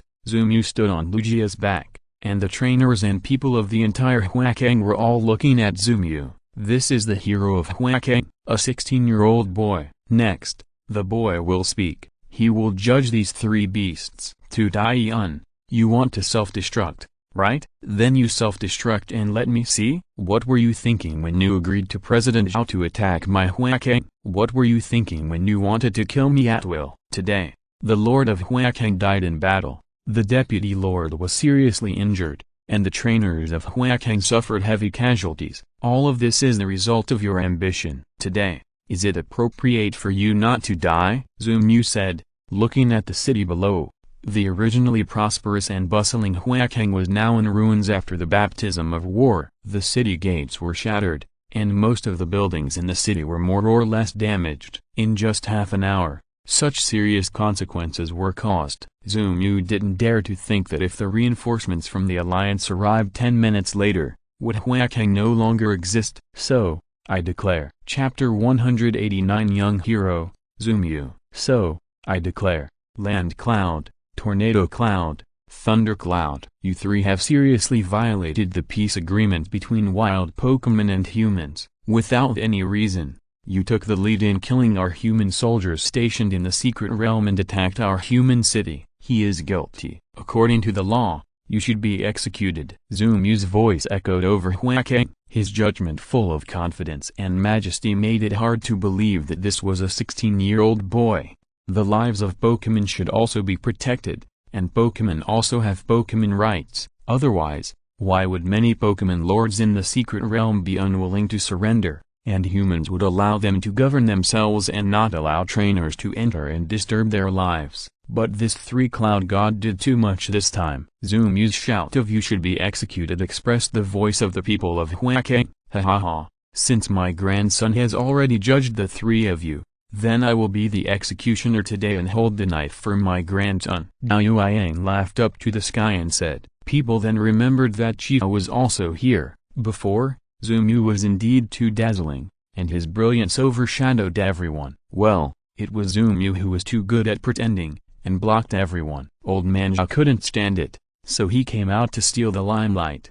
The implication was to tell everyone, isn't Zumyu awesome? He is my grandson. Ha ha ha ha. My grandson is so awesome. Isn't my father even more awesome? When Zhao Yang's Metagross attacked the helpless Three Gods Cloud, the riot in the Nanhua secret realm also came to an end. Zumyu's name became popular again in the East. Now, as long as you are a trainer, or a citizen of the East, you basically know that Chifa has a grandson named Zumyu. This guy is handsome and energetic, and mainly has strong strength and good character. He is simply the standard material for a national idol.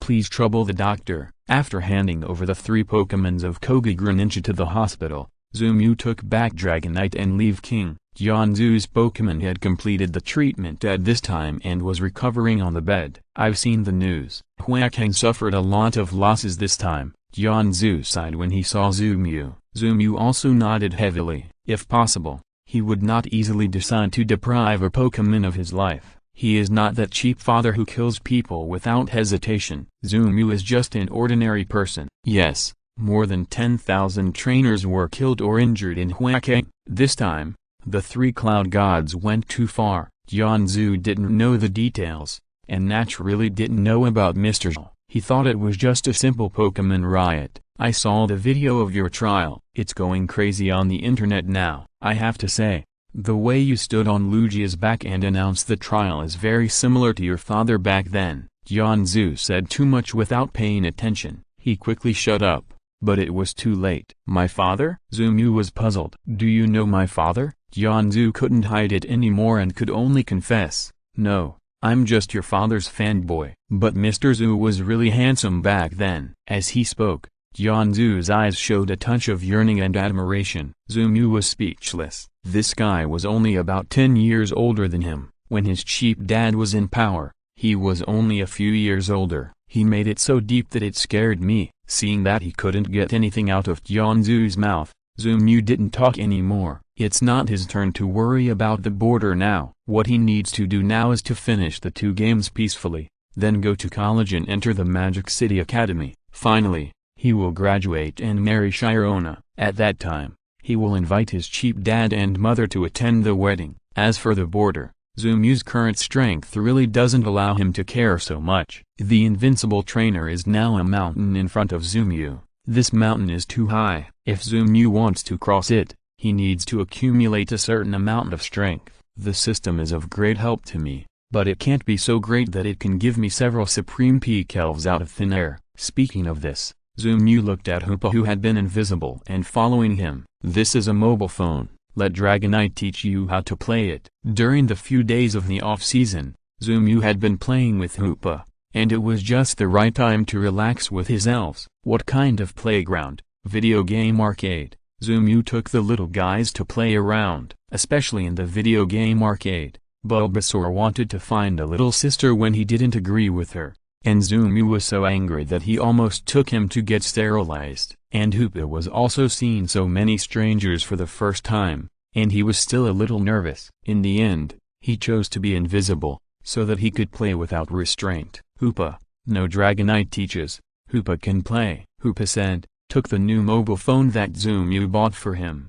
and ran to the side to operate it. If you need to buy something, you can use my card, but don't spend it recklessly, Zumu reminded. The mobile phones used by the elves were basically obtained with Zumu's identity certificate, and their accounts for various software were also bound to Zumu's identity. Therefore, when they consume, they spend Zumu's money. Fortunately, among Zumu's elves, except for Dragonite, the rest are not very interested in mobile phones. Of course, Dragonite uses mobile phones mostly for learning. After all, it is not called Xubalong for nothing. Looking at the yard, Dragonite began to give lectures to everyone again, popularizing various knowledge. Zumu shook his head and smiled. This world is really good. I can meet so many people who care about me. I can meet Sirona, and these cute elves. Ding. You have spent 787,878 yuan on Pink Sixi and become a senior customer of Pink Sixi. Ding. You have spent 99,999,999 yuan on Honxing Erk and become the supreme VIP of my store. Ding.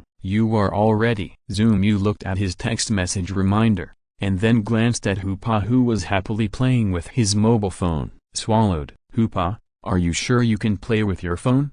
Hoopa smiled, picked up the phone and said to Zumu complacently, I saw that everyone was buying it, and Hoopa wanted to buy it too. Zumu looked at the lively and cute appearance of the little guy, and finally gave up the idea of stopping him. Forget it. Isn't it just money? I have plenty of this stuff, so I can spend it at will. Besides, what little Hoopa bought was not useless. These are all conscientious companies. This little money is nothing.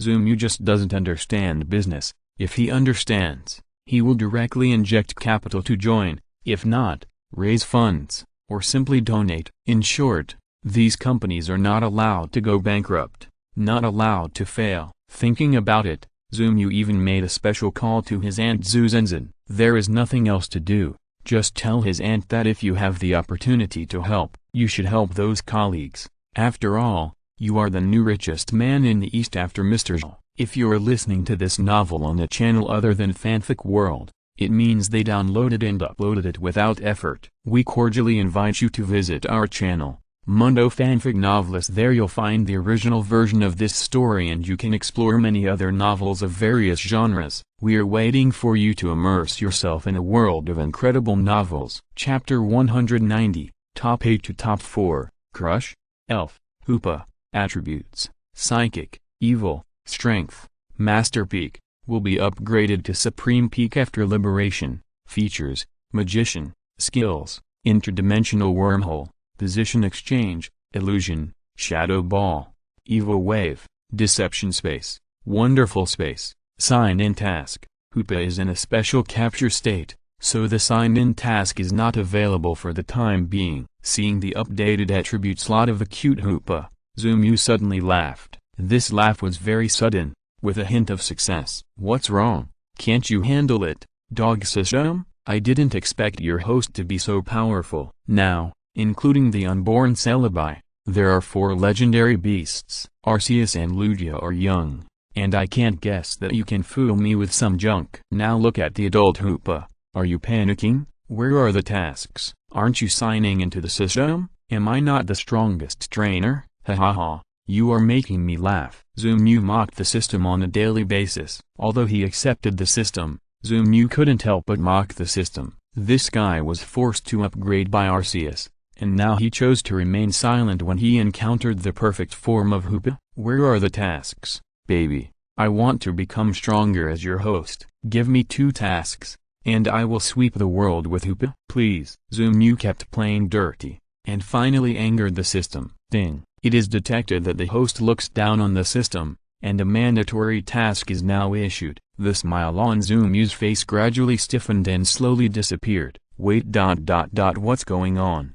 Why is it a mandatory task? Wait, I'm kidding you. Can't you see? Zoomu wanted to quibble, but it was too late. Mandatory task. The host needs to find the legendary Phantom Elf within 3 days. Task success. Reward host Celebi hatching progress increased by 50%. Task failure. The host wears women's clothing and videos with Shyarona for 1 hour. Zoomu was dumbfounded. Damn, wearing women's clothing? This is a poisonous point in the novel. You dared to let me, the protagonist, wear women's clothing. Don't you want to be popular? Believe it or not, book friends will delete the book with 1 star. Ding. The system is just to urge the host to grow, and there is no malicious intent. If there is malicious intent, what can you do to me? You have no malicious intent, and your whole family has no malicious intent! Zoomu complained bitterly, and made up his mind to go to the secret realm of the World Tree to find the dream next. If I can't find it, I will uninstall the system. Let me wear women's clothing. Dream. Impossible. This is just a joke. If you really mind, just pretend you didn't see it. If you don't mind, please reply to me in the comment section so that I can have an idea. To be honest, if you want to see Ziozi wearing women's clothes, you can search for that picture if you haven't seen it. Straight men can be turned gay. The next day, the game started. In the quarterfinals, Zoomu's opponent was still a passerby who didn't deserve a name. This time, it was Greninja. Cool, I am Greninja. Zoomu looked at his own middle school frog helplessly. This disease cannot be cured. Since the referee did not benefit from Zoomu's game in the last game, Zoomu's magic was also broken. The referee of this game no longer has much hope. A stable job is still important, and a good life is the kingly way. Of course, if there is a chance, he will definitely not forget to take off his referee certificate and get close to Zoomu, earn some small extra money. When the opponent saw Greninja, he also released his own elf. Go, Frog. Cool, Gugwa. Greninja stared at Frog, his eyes full of fighting spirit. Frog was also a natural fighter. Seeing Greninja like this, he immediately stared back without hesitation. The 2 frogs stared at each other, shouting one after another. Zoomu burst out laughing. Damn, this is too funny. I am an ancient frog. I have fought against the gods of the heavens and never lost! I am Greninja. I am a disciple of the ninja lineage. I have fought against thousands of gods and demons, and never lost. The 2 frogs saw that the other party didn't blink, and immediately chose to change their strategy, bragging, whoever can make the other laugh first will win in this frog-staring battle. Anyway, Zoomu thought so. These 2 guys definitely want to make each other laugh by bragging. What is being compared now is not strength, but mentality and bragging skills. I once fought 2 ancient demon gods with 7 gourds. Oh, what a coincidence. I also fought an ancient bald strongman with 2 primitive demon bears. Greninja's words really scared the fast-swimming frog. An ancient bald strongman? How strong must he be? Bald. Ancient. My god. Humphrey, I once slaughtered the Buddhist sect alone, and killed so many gods and Buddhas that they all said they were demons. So it was you who did this. I had already made the world free of demons, but in the end you created a bunch of fake demons? Good guy, Greninja is worthy of knowing Snorlax. He has mastered the skill of bragging perfectly. That is to catch the other party's bragging, leaving the other party speechless, and finally making things inconsistent and contradictory. This battle, Greninja is likely to win. Zoomu nodded secretly. He was also a king who was well versed in this. When Snorlax was young, Zoomu also personally instructed him. Sure enough, as Zoomu finished speaking, Greninja's next sentence directly made Froglet admit defeat, gave up this momentum duel, and closed his frog-green bin eyes. So, you are a junior who was born 50 years later than me? So, I may be your ancestor. When I became king, you were still a tadpole. You have achieved a few years of success, and you think you are very good. After taking the initiative, Greninja directly sealed the words, not giving Froglet any chance to fight back. Zoomu was shocked. I didn't expect Greninja to be a frog with mic potential. This microphone is shouting. It's worth cultivating. Froglet was silent. Greninja won a great victory, and directly used a super large Jade Spiral Water Shuriken to blast Froglet out of the arena. The first battle was a victory, and the mouth-to-mouth skills of Gnuff were upgraded again. System, is this what you want to see? Gnuff is no longer a ninja frog. He should be called Uzumaki Gnuff. With this mouth-to-mouth skill, there is a chance that I, the trainer, will catch up. Cool, little master, you are wrong. My mouth-to-mouth skills have obviously surpassed yours. What are you looking at? Don't be dissatisfied, little master. Zoan Gnuff. Challenge online. Come and chop me if you don't accept it. Chapter 191. Greninja Team. Frog was speechless. After all, he was an old Pokémon who had been bragging for more than 10 years. Today, he was defeated by a junior? What the hell is this? Cool. No matter how much you say, it's useless. Let's see what's real in your hands. If you can't scold him, let's fight. Frog was ready to fight. There was no other way. He couldn't talk him out of it. He could only fight. Greninja smiled lightly. His goal was achieved by trash-talking before the battle. The frog on the opposite side was anxious. Cool, little master.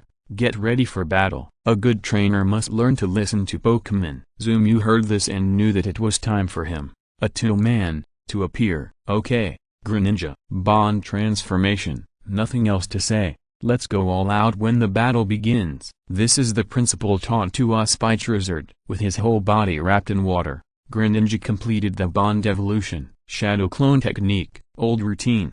Old start. Direct Shadow Clone Technique, followed by a super large Spiral Water Shuriken. One trick, all in one. Even if the opponent knows that these shadow clones are entities, these attacks can hit stably, but they still can't avoid it. This trick of Greninja is not something you can deal with just by watching a few games. Swim, dig a hole. This unknown contestant was also decisive. He must have watched Zoomu's game videos before the game. Seeing Greninja's signature trick, he didn't say anything and directly dug a hole. When he dug a hole, Zoomu smiled. In high-end competitions, almost no trainer would choose to use the two skills of digging holes and flying, because the disadvantages are too great. Greninja, Trample. Greninja can't Earthquake, but it can use Trample. The effect of this trick is similar to Earthquake, both of which are aimed at opponents who dig holes. Cause multiple damage. Protect. The opponent responded immediately. Everyone is an old player, and they can still counter the tricks. After all, none of the players who made it to the top 8 are weak. Now it's the battle of the top 8 in the country. Although this player does not deserve a name, it does not mean that he is a waste. Zoomu was predicted. Jianzhu was sitting in the audience, a little surprised. You know, the strength of this old dog coin is definitely one of the best among the top trainers. If he had not met Zoomu this year, Jianzhu might have won the championship. However, after his failure, he did not leave directly. Instead, he stayed in the Magic City to watch the next game and gain some experience. However, with his brain, I am afraid that watching 100 games will not make much sense. Protect. Trample again. Frog. Come out and use applause. Applause. Frog. An old trick of the Bullfrog clan. Let the opponent only use one skill repeatedly. This effect is not very effective in general, but once you encounter a changeable player like Greninja, the effect is obviously powerful. It seems that this trainer who does not deserve a name has really worked hard on Zoomu. However, Greninja, Supernatural power, fighting and water. Supernatural power is a superpower move, which must be very effective. If the fast-swimming frog chooses to take this attack and use applause, then next, all the attacks of the Greninja will be supernatural power. This guy will definitely not be able to bear it. No matter how thick his blood is, it's useless to use the witch. Greninja, C-cut, and then Hell Roll. Seeing that the applause failed to be released, Passerby A was not discouraged, and even wanted to fight back. Unfortunately, before the Hell Roll of the fast-swimming frog rolled out, it was perfectly predicted by Zoomu. Greninja, Swallow Return. With a move of Swallow Return, while hitting the fast-swimming frog, the Greninja jumped back and perfectly avoided the trajectory of the Hell Roll. Greninja, Belly Bulge, Sleep. The opponent is indeed well read, knows many practical tactical skills, and has reasonably taught them to his own elves, and can use them skillfully in battle. To be honest, this guy made it to the top 8 in the country, which is not a big deal. However, who made him run into Zoomu? Self-motivation, Shadow Clone Technique, Super Large Jade Spiral Water Shuriken. Zoomu was too lazy to use other routines.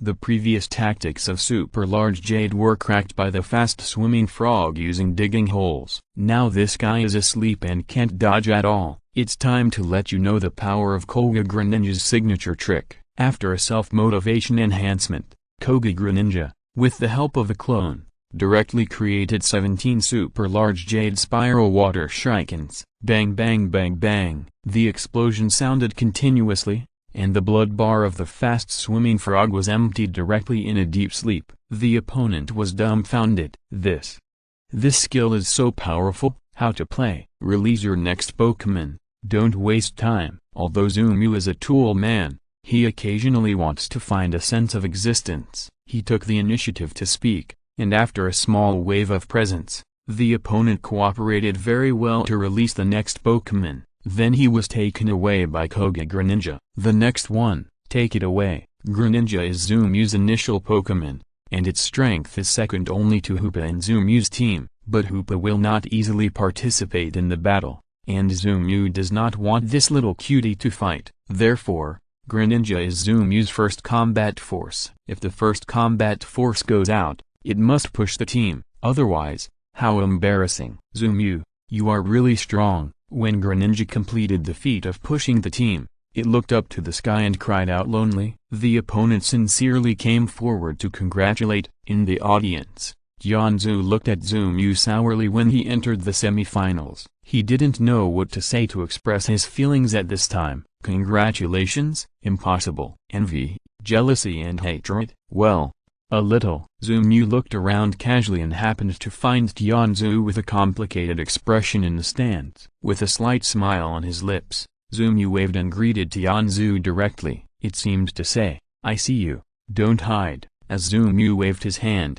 the camera of the on-side photographer also gave Tianzhu very cleverly. As for other players, the audience may not remember them, but the audience still had an impression of Tianzhu, the guy who fought with Zoomu in the round of 16 and almost defeated Zoomu's leave-taking king. Seeing that Tianzhu was still on the scene, the audience gave him face and cheered to welcome this guy. Tianzhu was speechless. Thank you. He left this sentence with hatred in his heart and chose to leave directly. You can't kill people and break their hearts like this. I stayed to watch your game out of kindness, but you are not a human being. Seeing Tianzhu leave sadly, Zoomu smiled with satisfaction. Who said that tools can't turn over? Look, didn't I drive one away? Let me see if there are any other defeated generals on the scene. Chapter 192.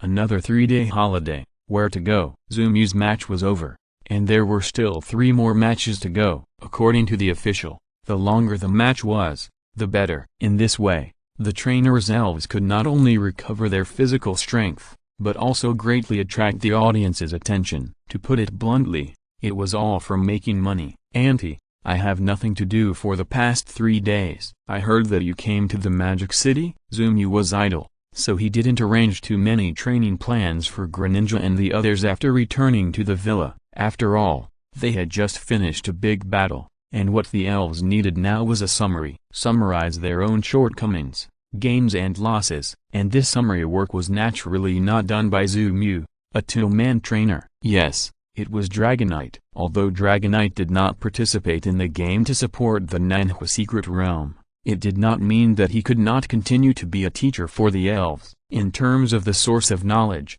Dragonite is the well-deserved king in Zoomu's team. Greninja narrated the whole story, and then the Dragonite instructor summarized the gains and losses for everyone, which eventually became a vivid lesson. Zoomu was stunned. As expected of your own Pokémon, you really want me, your trainer, to be your tool? Okay, then you guys practice on your own. I'm going out to play. Yeah, I came all the way here to cheer you up. Are you free today? I'll pick you up for a walk. After receiving Zoomu's call, Zookinkin was very happy and wanted to take Zoomu out for some fun. Zoomu quickly agreed. That's exactly what I meant. These 3 days are nothing to do, so why not go out and have some fresh air? Of course, forget about going to the secret realm. Zoomu really doesn't want to encounter the legendary beasts now. They are too strong and he can't beat them. Hoopa, shall we go shopping? What do you mean by shopping, Zoomu? When Hoopa heard Zoomu talking about shopping, he immediately became curious. Zoomu thought about it and concluded, that's right, women's favorite activity is shopping. Hoopa propped his chin with his little hand, pondered for a second, and asked in confusion, then, is Zoomu a woman? Zoomu, I'm not a woman, but my aunt is a woman. We go shopping, then go shopping, and let my aunt pay the bill. Do you understand? Hoopa still didn't understand, but seeing that Zoomu had tried his best to explain, he could only nod to indicate that he understood. Then, can Hoopa buy anything? Zoomu nodded. Yes, that's what it means. Free. Understand? The fragrance is over. I say, Hoopa, do you want to meet my aunt when you go out later? Hoopa's social phobia is a small problem. Zoomu has been trying to find ways to help Hoopa solve this problem. This meeting with Zookinkin is a good opportunity. Hoopa, will Zoomu's aunt play hide-and-seek with Hoopa? Seeing that Zoomu seemed to be asking seriously, Hoopa also thought about it seriously and asked carefully. After this period of contact, Zoomu discovered a small problem with Hoopa. That is, this child clearly wants to get along with everyone, but he doesn't know what kind of way should be used. This led to the birth of the name of the naughty ghost Hoopa. In fact, the little guy is making trouble just to find someone to play with. Yes, Zoomu nodded decisively. Zoomu knows Zookinkin's character too well. This ant is definitely a model of a big nerf. It should be easy to get along with the elf. Okay, Zoomu, you can pass this game for me. This level is too difficult. Autism plus internet addiction equals otaku. Little Hoopa is now a decent little otaku. However, compared to letting the little guy go out and make trouble, Zoomu thinks it is better to stay at home. The problem of social phobia can be solved slowly. It's just that Zoomu's wallet has suffered in the past few days. Okay, taking the phone, Zoomu looked down. The skin is 999, the character weapon is 998, and the ring is the supreme level 19,999. Hoopa, you didn't spend all the more than 1 million in my account these days on this game where you come to kill me just because you are my brother? Seeing Zoomu asking, Hoopa said proudly, of course, how about it? My account is awesome, second in the whole district. Zoomu's eyes widened. In 3 or 4 days, I spent more than 1 million, second in the whole district? Who is first? Hoopa was also indignant when he mentioned this. He complained to Zoomu indignantly, there is a very strange guy who always fights monsters and brushes dungeons with Hoopa,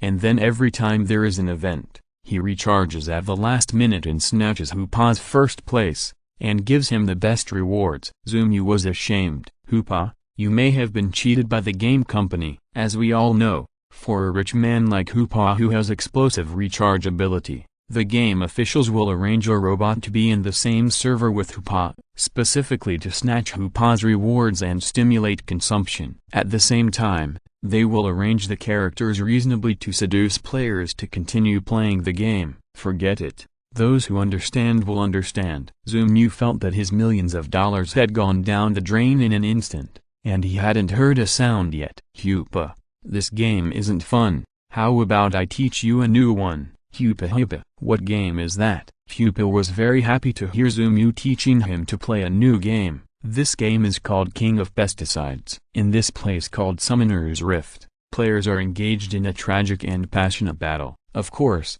the outcome of this game is not the key. As we all know, the joy of King of Pesticides lies in the process of playing the game. Zumu said, opened King of Pesticides, and personally demonstrated the game operation to little Hoopa. Presumably, for such a game, Hoopa shouldn't have recharged more than 1 million, right? Zumu secretly thought that the joy of being able to get his Aunt Zukinking for free also disappeared with the $1 million going down the drain. Hoopa, it's so interesting. Hoopa played a bronze game and found that his opponent was very weak and basically pushed forward. Talking happily, Hoopa prepared to start the next game. Zumu did not stop him, went to the room to take a shower, and waited for his aunt to arrive. Not long after, Zumu dressed handsomely, and took little Hoopa and Arceus to Zukinking's luxury car. As for little Lugia, this little guy has been brainwashed too much by Greninja recently, and has no intention of playing,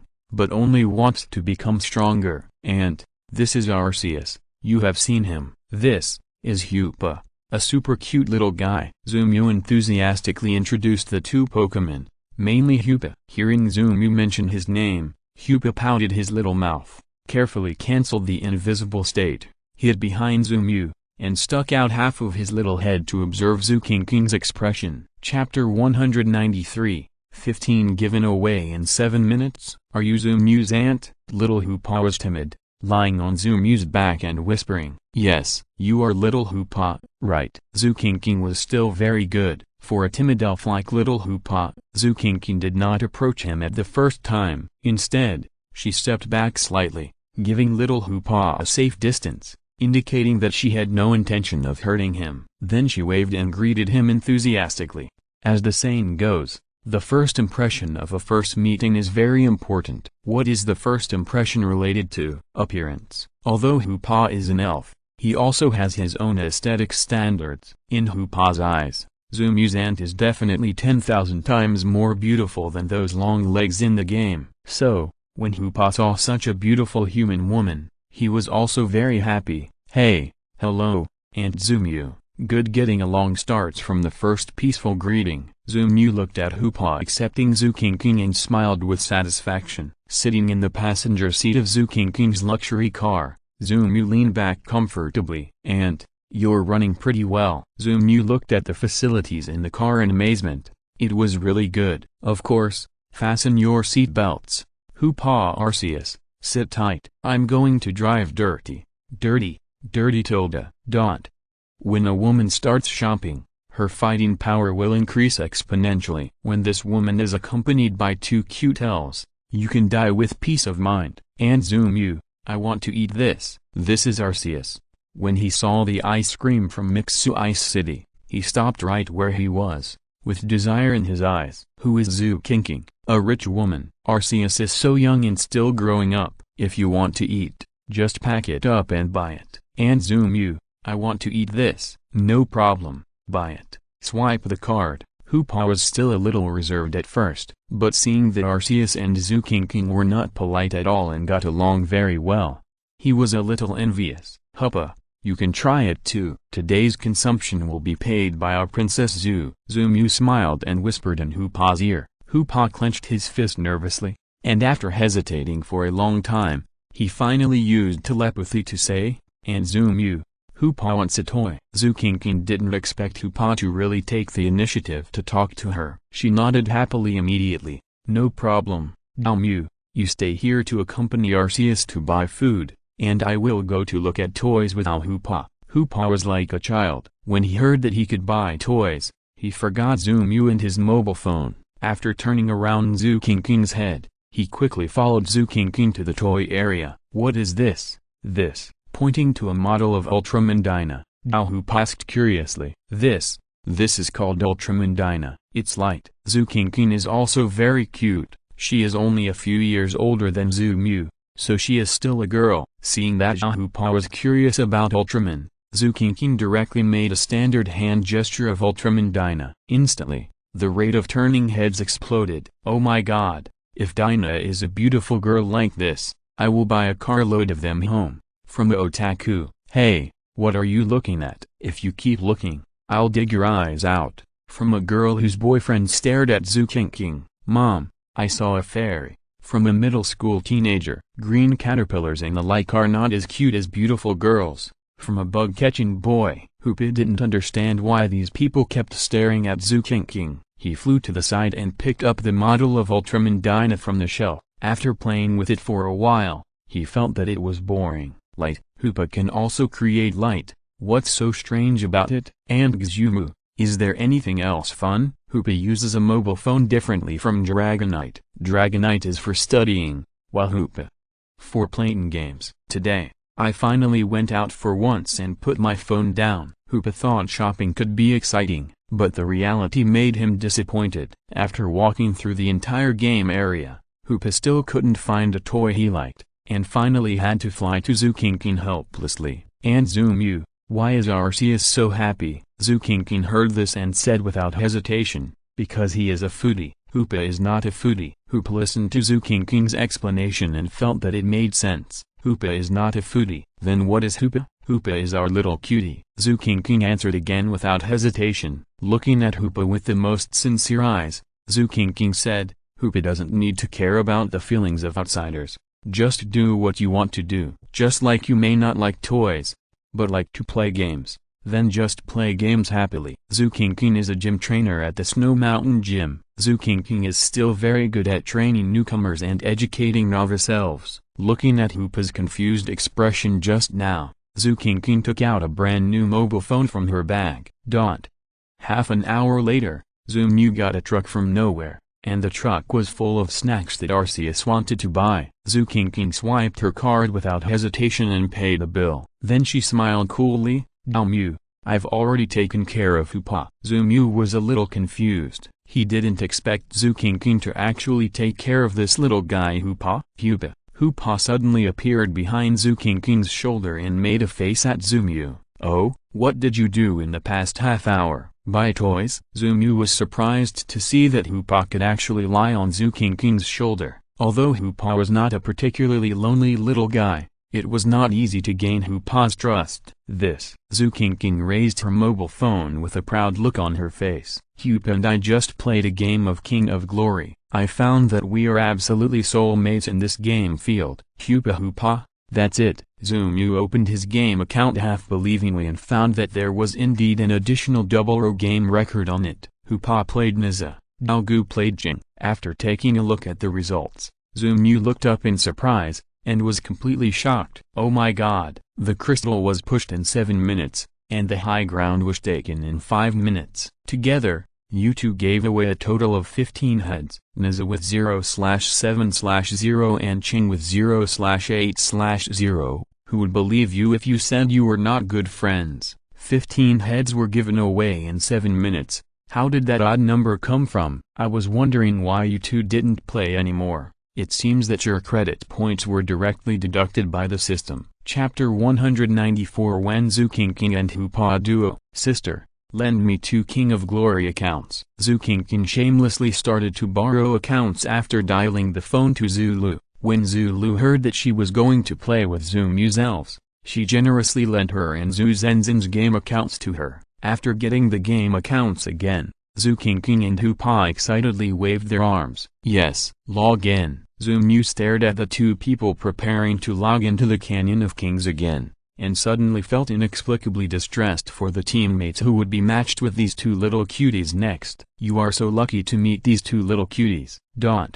The game started soon. Hoopa had a special liking for the hero Niza, and he had learned a line from Niza before, my fate is determined by me, not by God. He didn't know that Niza was known as the hero who gave away the fastest heads in King of Glory. No one else. The god who gave away 8 heads in 7 minutes in the previous game with Zukinking was our little Hoopa. Even though Zukinking's Ching had the passive skill of chasing the moon, she couldn't catch up with Hoopa's speed of directly entering the enemy hot spring with his ultimate skill. This game started very hastily. Zukinking and Hoopa didn't even look at the level and rank of their accounts, and they started playing in a double row, the high-end ranking of the King's game, the part where they banned heroes at the beginning.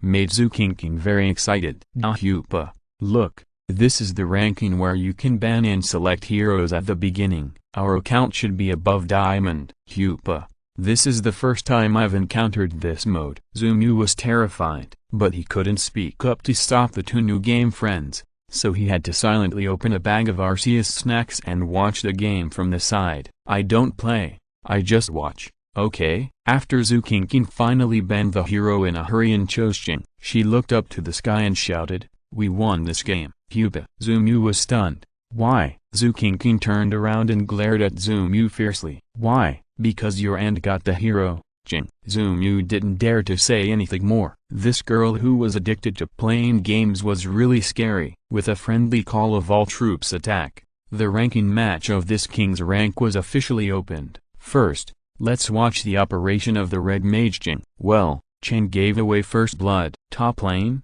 The top lane is fighting. Zumu saw the top lane fighting on Zukinking's small map, and quickly set his eyes on Hoopa's mobile phone. Well, Niza was hit by the defense tower continuously, and got lost under the defense tower, and returned to the city directly for free. Seeing this, Zumu felt that there was no need to watch it anymore. In this game, I'm afraid the only suspense is who gave more between Zukinking and Hoopa. However, just when Zumu decided to open another bag of Arceus snacks to kill time, the red sign's Hanzin suddenly got a triple kill. Zumu was shocked. Teammate is working so hard, maybe we can win. In the next 10 minutes, Hoopa and Zukinking perfectly demonstrated 100 ways to give away heads. Zumu felt inferior to them for all the different ways of giving away heads. On the other hand, Hanzin, who worked hard, kept leading the team in killing people, which was a perfect demonstration of the word leading the team. Finally,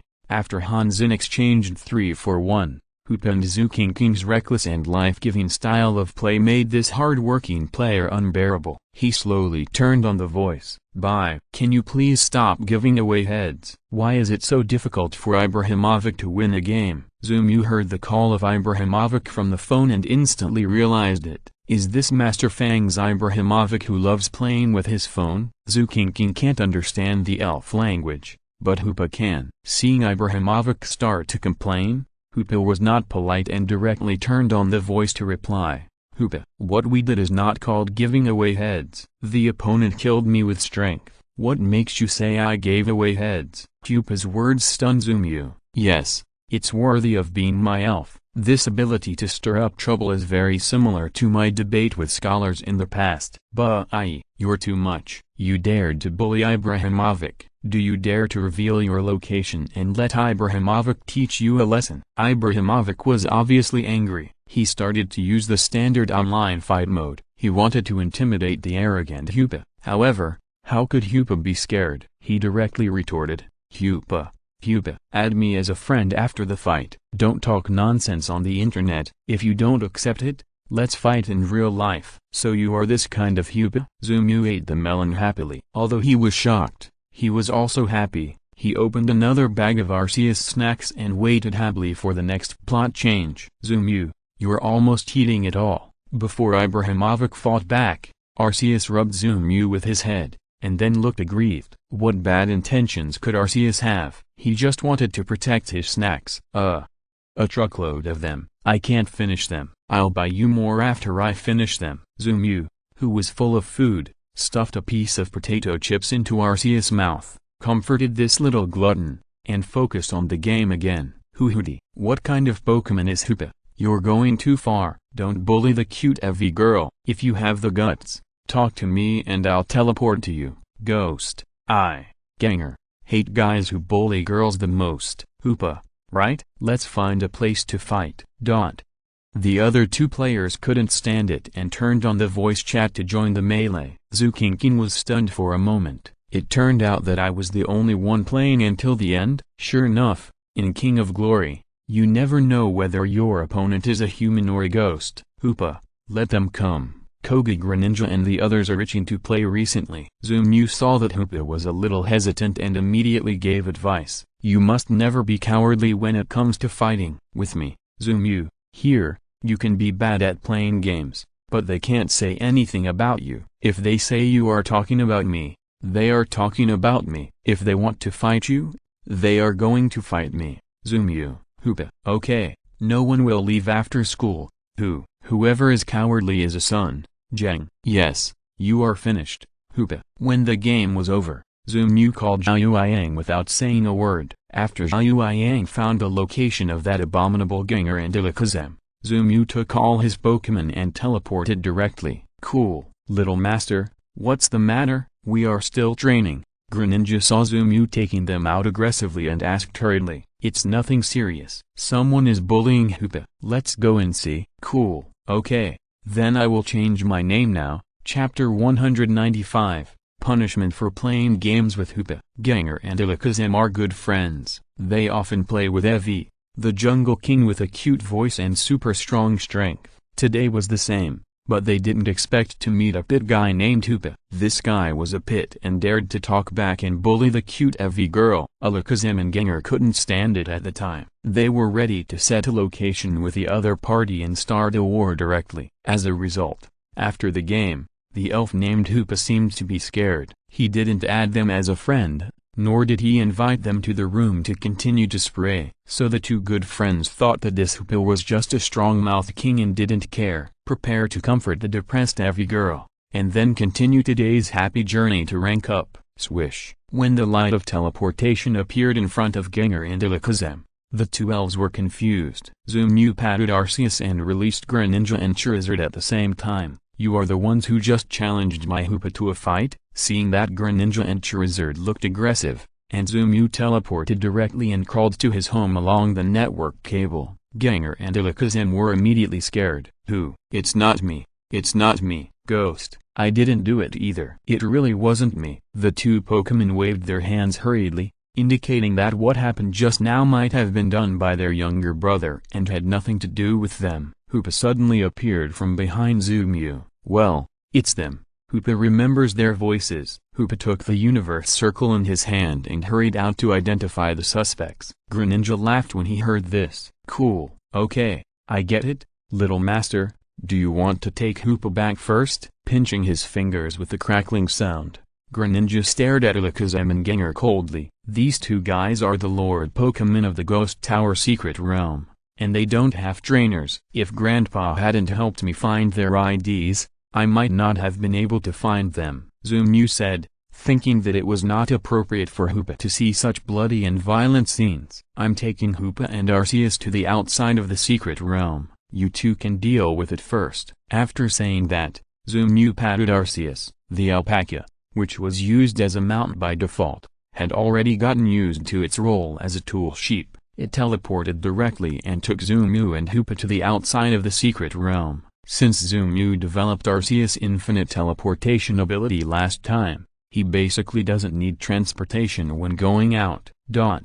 In the ghost tower, Greninja and Charizard looked at each other. Roar. Frog, you are familiar with this kind of thing. You tell me what to do, and I'll listen to you. Charizard grinned, and this smile looked very weird. Combined with the dark atmosphere of the ghost tower, it directly made Alakazam and Haunter shudder. Cool, I said, don't call me Frog. In this kind of situation, I usually break the limbs of the troublemaker first. Looking at the trembling Alakazam, Greninja continued, cool, it seems that this Gengar cannot be beaten, so just kill him directly. Charizard scratched his nose with his fingers, picked up a piece of snot with his nails, and bounced it in front of Gengar. Roar? Isn't it inappropriate to be so cruel? Cool, it's okay. Have you forgotten who my father is? Don't worry, I have someone above me. When Greninja mentioned this, it was even more awesome, and he directly waved his fingers upwards to show that he had someone above him. Charizard also understood that there seemed to be a reason why Greninja was so social. Roar. Then do it.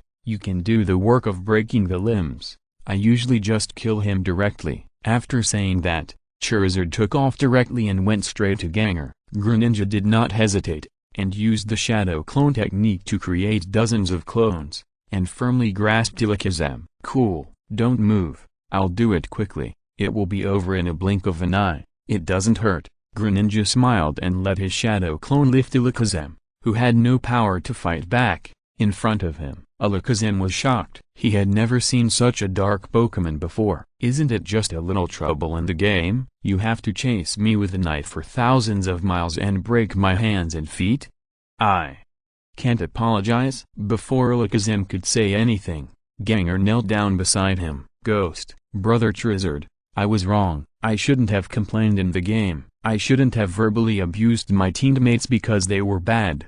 I am a sinner. I should understand the difficulties and situations of those players who are not very good at playing games. This is my fault. I will never make the same mistake again. I will treat every teammate and opponent with a gentle attitude. I hope you will forgive me." Gengar's honesty caught Charizard off guard when he was really ready to take action. "Roar, you bullied our little Hoopa, so you have to be prepared for this." "I won't accept surrender," Charizard said calmly with a ball of fire in his mouth. Gengar was so scared that he peed himself. He kept kowtowing and kept muttering, "Ghost, Ghost, I am a sinner. I shouldn't scold my teammates, shouldn't look down on elementary school students, shouldn't say your friend Hoopa, please, Brother Charizard, I have 80 years old." Alakazam on the side saw that Gengar didn't care about his face in order to survive. He immediately realized, in order to save his hands and feet, what does face mean? "Who, Brother Greninja, I was wrong too. I shouldn't play games with girls,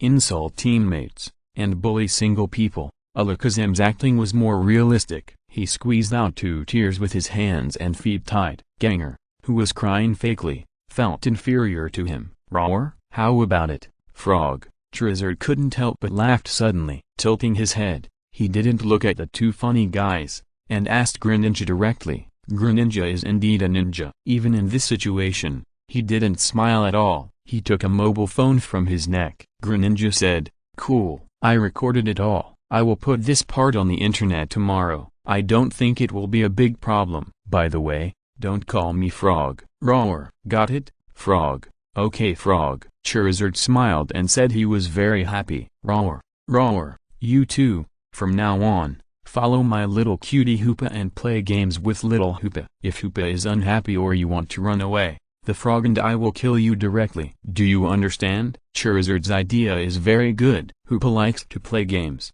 but the L's in Zumu's team don't like it. It's just right to take this Alakazam and Gengar back and let them be nannies and play with little Hoopa. Isn't it wonderful? Chapter 196, Dream and the Toilet King. At the transmission channel of the Secret Realm, when Greninja and Charizard appeared with Gengar and Alakazam, Zumu's expression was very surprised. "What's going on, Greninja?" Zumu didn't mean anything else. He just wanted to know why these 2 guys could still walk out of the Secret Realm alive. "It's unreasonable." "Cool, little master. I and the Red Lizard have already subdued Gengar and Alakazam. They will serve as servants of little Hoopa and serve little Hoopa 24 hours a day." If it weren't for the charm of language, Zumu was not in a very good mood, but after hearing Greninja's explanation, he suddenly felt better. "That's okay, little Hoopa.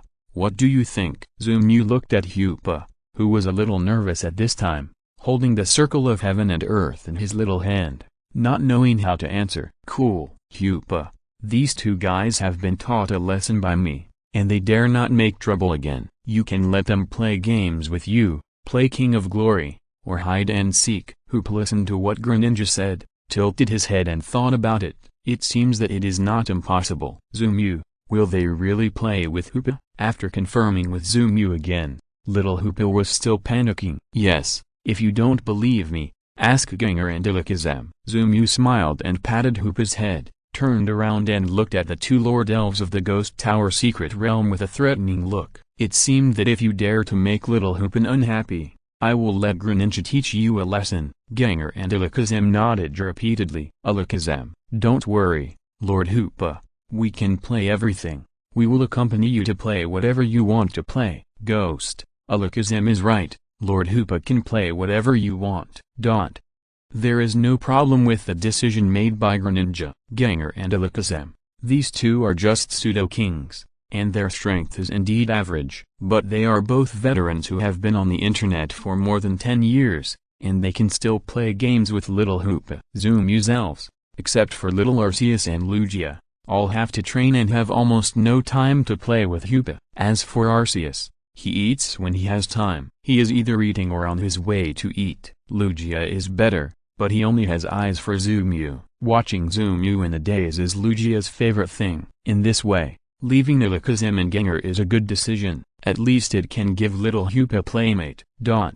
The matter is resolved, the fight is over, Gengar and Alakazam are convinced. Zoomu began to worry about himself. Mew, where can I find this little guy? This guy appears and disappears every day, who knows if he turns into Ditto and plays with Ditto. When Zoomu thought that the system actually issued such a mandatory task, he felt a pain in his balls. I can't afford it. I can't afford it. You are the one wearing women's clothes. Your whole family is wearing women's clothes. He complained indignantly in his heart, and his hands quickly browsed all the information that Mew had left in this world. Based on various data and previous intelligence, Zoomu roughly summarized the 3 understandings of dream by humans in this world. First, the people in this world only know dream because it is a super rare and cute elf. Second, the image and information of dream, people in this world, that is, they don't know anything. Third, the traces of dream are said to appear on the night when a certain awesome person was born. With 100 lightning and thunder tribulations, dream descended, indicating that this big man will become something. In short, Zoomu's heart was directly half cold after seeing this. It's not fun. People in this world don't know what dream looks like. Where can I find it? This system is definitely intentional. Otherwise you let dream appear in front of me? Ding. Please don't let the system take the blame. Warm reminder. Dream may appear in the World Tree Secret Realm. Forget it. The World Tree Secret Realm can't be saved. Zoomu knows this secret realm, which probably means that this secret realm is going to be gone. World Tree? Zoomu nodded. He had heard of this secret realm. It was the gathering place of wood geckos and the habitat of Pokémon such as Lucario who would use the Wave Guide. It was said that there was a clan of the 3 pillars here. 3 pillars?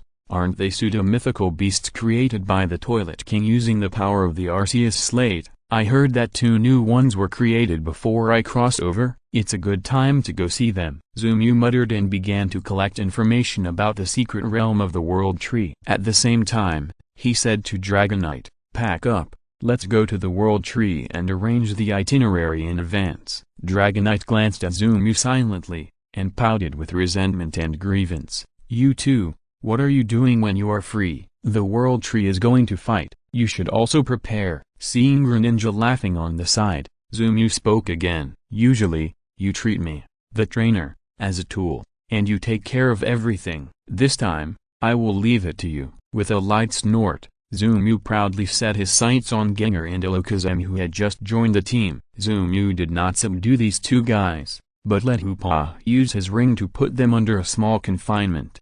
The strength, potential and qualifications of the Quasi-Kings are not high. Zoomu looked down on, you too, do you have any special skills? I can do everything, washing clothes and cooking, massaging legs, I am proficient in everything. Ghost, me too. Me too. Zoomu raised his eyebrows. These are 2 all-round players. That's great. Okay, then I will teach you how to cook. From now on, the team's meals will be under your charge. Since they can cook, Zoomu is very happy. He doesn't mind carrying out the name of salted fish to the end. Since you can lie down, you must lie down well. Leave it to me. Hooty patted his chest confidently. Jengui on the side also echoed. Ghost, me too. Me too. It just so happened that Zukinkin had nothing to do now, so Zoomu simply pulled Jalgu along. It would save her from being lonely alone. When Zoomu arrived at the secret realm of the World Tree by plane, he didn't hesitate at all. Nonsense. If he hesitated, he would wear women's clothes. Do you think I'm an idiot? Zoomu, why did you suddenly come here? Zukinkin was a little confused. Zoomu's eyes turned and he made up an excuse. I heard that there are 3 pillars here. I want to take a look. Sure enough, the toilet is always the god of taking the blame. When it comes to letting the toilet family take the blame, Zoomu just opens his mouth. Well, it happens that I brought Articuno. If there is anything, she will help. As soon as Zukinkin said this, Greninja jumped out of the Pokeball directly. Cool. Articuno, where is it? If you're listening to this novel on a channel other than Fanfic World, it means they downloaded and uploaded it without effort. We cordially invite you to visit our channel.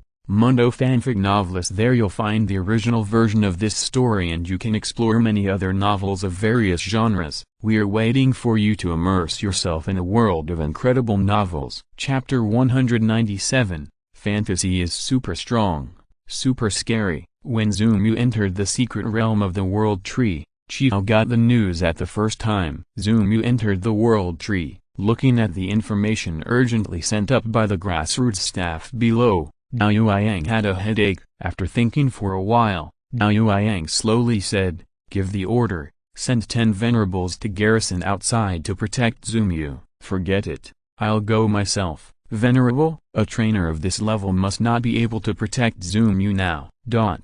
Mu, when you were fighting before, the Pokémon could suddenly burst out with the strength of the peak of the headmaster. What's going on? Zumu used the experience card before, and he did not avoid Zukinking and his ants. This kind of sudden rise and fall in strength, Zukinking had never asked too much before. After all, every trainer has his own secrets. Zhu Hong and others have never asked Zumu this question, and Zhao Yuanyang is the same, including Shirona. No one has specifically asked about Zumu's sudden increase in the strength of the Pokémon. It's because of respect. Everyone has adventures, so don't be too curious, otherwise, it will only hurt others and yourself. Zukinking is asking now, mainly because of the last incident in Huakeng. Zumu seems to no longer have the ability to upgrade the elves to the level of the headmaster. In the previous incident, Zukinking, as Zumu's aunt, has been paying attention to the developments in Huakeng.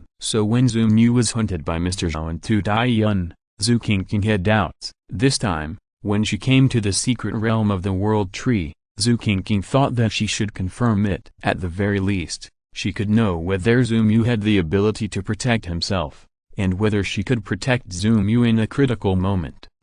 This, you can think of it as an experience. That is, I can use my ability to let the elves experience the strength of the peak of the headmaster. Zumu thought about it, but still did not expose the system. He absolutely used a frank way to explain this topic to Zukinking. He had thought about it before. If Zukingking's 7 ants asked, or Zhao Yuanyang and Shirona asked about this matter, how should he explain it? So, this ability is temporary, just for experience. Now the experience period is over. Zumu spread his hands and said frankly that I have used up the experience card. Now I am just a little waste with the strength of a superstar. Greninja on the side called out in cooperation. Cool, it doesn't matter, the experience period is over. Articuno, don't be arrogant.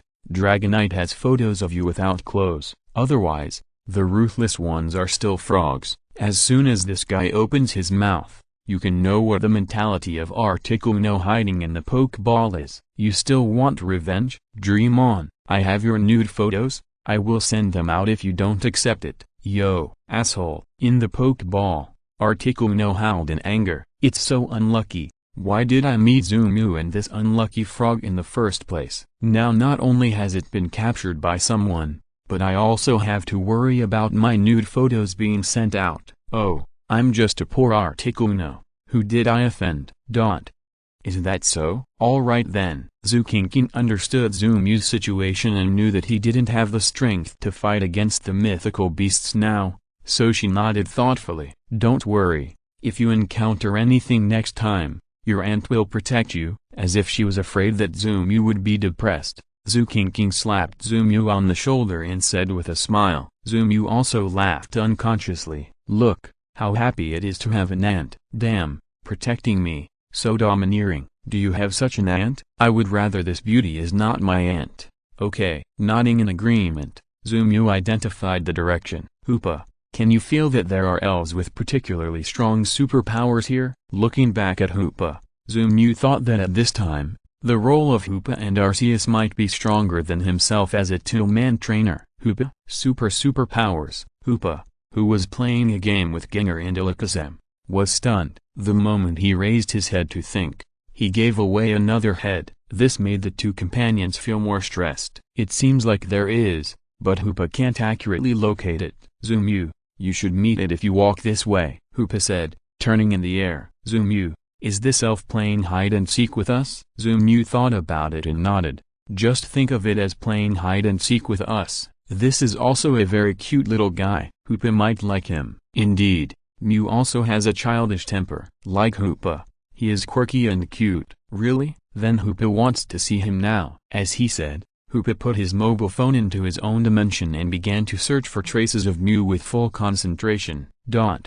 Question. My 3-row teammates suddenly went offline. What should I do? Waiting online. It's urgent, seeing that your teammate Niza has been offline. Alakazam and Gengar are in tears. It was originally a life-threatening job to lead Hoopa, a little pit, but now it's good, and he quits halfway. I can't afford to play. I can't afford to play. Mew, what kind of psychic Pokemon are you talking about? Zukinkin remembered that Mew said before that he was here to see the 3 pillars and the Toilet King. Why did he suddenly mention this psychic Pokemon? According to Mew, this little guy seems to be quite cute. Mew, it's a very rare Pokemon, just like Hoopa. There may be only one in the world. Legendary Pokemon like Celebi or Lugia have their own races. Although their numbers are small, they are definitely not alone, and there is only one cute mythical Pokemon like Mew, Mewtwo, Hoopa, and Jiraiya. That's why they feel lonely. Mew, I think I've heard of it. I remember that this guy should be a very fierce-looking and powerful mythical Pokemon, right? Zukinkin asked in confusion. Mew laughed directly. Good guy, Mew looks fierce and powerful, and, didn't you get the wrong script? No, you'll know when you see her later. Believe me, Dream is definitely one of the few elves in the world who can be as cute as Hoopa. Mew said, glancing at Hoopa who was concentrating on playing hide-and-seek with Dream. He heaved a sigh of relief when he saw that the little guy was not jealous or unhappy. Fortunately, the little guy didn't hear it. Otherwise, Mew, is Dream cute? A faint voice suddenly sounded in Mew's ears. Mew was startled and said quickly, No, no, no. Dream is a fierce-looking elf with super strength. Not cute at all. Chapter 198, 5 Mythical Beasts appear. Mew certainly didn't dare to offend the cute Hoopa. Seeing the little guy asking jealously, he immediately shook his head and said that our Hoopa is the cutest. What is Dream? I'm not familiar with it. Dream is not a fierce-looking elf with super strength. Human, you are lying. Suddenly, a strange voice came from the sky. This voice was neither like telepathy nor the cry of an elf through the vocal cords. Instead, it was weird like a machine. Fuck. Mew raised his head and saw the person coming clearly. He subconsciously said fuck. It's worthy of being a system. It has never let me down. You are unwilling to come to the secret realm without encountering a mythical beast. Before, throwing a fishing rod could anger Lugia. Now it's even more excessive. Didn't I just say a bad word? What's the matter with you throwing a steel toilet directly in front of me? Mew complained wildly in his heart, while Zukinkin on the side had a calm face. By the way, this is the routine operation of coming to the secret realm with Mew. Zukinkin was wondering if the beasts were on holiday today because she didn't meet them just now. Registalu swung his steel tentacles and descended from the sky. A row of small dots, like the eyes of Shaolin monks, flashed non-stop. Mew was speechless. I can't play anymore. Can I stop playing? Dream is the cutest elf. Registalu kept talking, as if he was very angry. As we all know, the most stubborn beast family is definitely the Regis Toilet family. Now that Registalu said so, Mew was obviously not going to refute. But his powerlessness does not mean Zukinkin is powerless. Isn't it just a steel toilet? I have Articuno. Why would I be afraid of you? Bullshit. What Dream? I just think Hoopa is the cutest. He was reckless when he opened his mouth. The Zoo family. Never given. Brave Kinkin, not afraid of difficulties. As soon as she opened her mouth, Zukinkin took Hoopa's little hand and grabbed Articuno's pokeball, looking like she was going to fight if she didn't agree. Mew slapped his forehead and was speechless. I'm not afraid of godlike opponents. I'm afraid of teammates who are like reckless men. What is Zukinkin doing? Can you reason with a stubborn toilet? If you can't reason, isn't it just a fight? Please, this is the world tree. Do you know how many toilets like this there are here? Mew was about to speak, but it was too late. Registalu seemed to feel the power of Articuno in the pokeball, and without saying a word, he fired a firework at the sky. One arrow piercing the clouds, Thousands of troops come to meet. Registrar didn't mean anything else when he sent out the signal. Just to tell his brothers that the stubble here is hard and prickly, come to support quickly. Zukinkin didn't understand. Seeing Registrar setting off fireworks in the sky, she thought he was going to declare war on her. She got so excited. Articuno. Beat up this bastard whose waist is as thick as his head. After releasing Articuno, Zukinkin started to rush. No wonder this woman never won against King of Glory. She is really reckless. Being her teammate, Zumu said that he was under a lot of pressure. Are you crazy, human? You actually want to go to war with our Regis clan here? Registrar himself is still very self-aware. When he saw Articuno, he immediately knew that he couldn't beat him. Since he couldn't beat him, he would just say harsh words to delay time. My brothers will be here soon. I'm crazy. Funny, right? Zukinkin said nothing, and started to fight directly. Isn't it just a mythical beast? Last time, Xiaomu took me to catch Articuno. This time I gave Xiaomu a steel toilet. It's not a big deal, just do it. After saying that, Zukinkin gave the order directly. Articuno, Blizzard. It's not easy for Articuno either. Last time, it was beaten so badly by Greninja, and this time it was threatened by the froggy at the beginning. What a tragedy in life. Articuno, who was full of anger, also became reckless. What kind of trainer there is, what kind of Pokémon there is. At Zukinkin's command, Articuno started to fight directly. Blizzard. Fuck, someone dares to hit my brother. You can think about this sentence in the way of robot pronunciation. In the distance, the stone toilet of the Regi family arrived. Seeing that Regis Chilu was being beaten, he immediately roared and fired a rock cannon to intercept the blizzard. If there is one, there will be two. The secret realm of the world tree is not big to begin with, and the speed of the brothers' support is also very timely. After Regirock arrived, Regius also arrived. Ice Toilet saw his good brother being bullied. How could he bear it? I'm here too. When the three toilets arrived, Zumu was immediately disappointed. However, this was just a small beginning. What made him even more disappointed was still to come. I'm coming.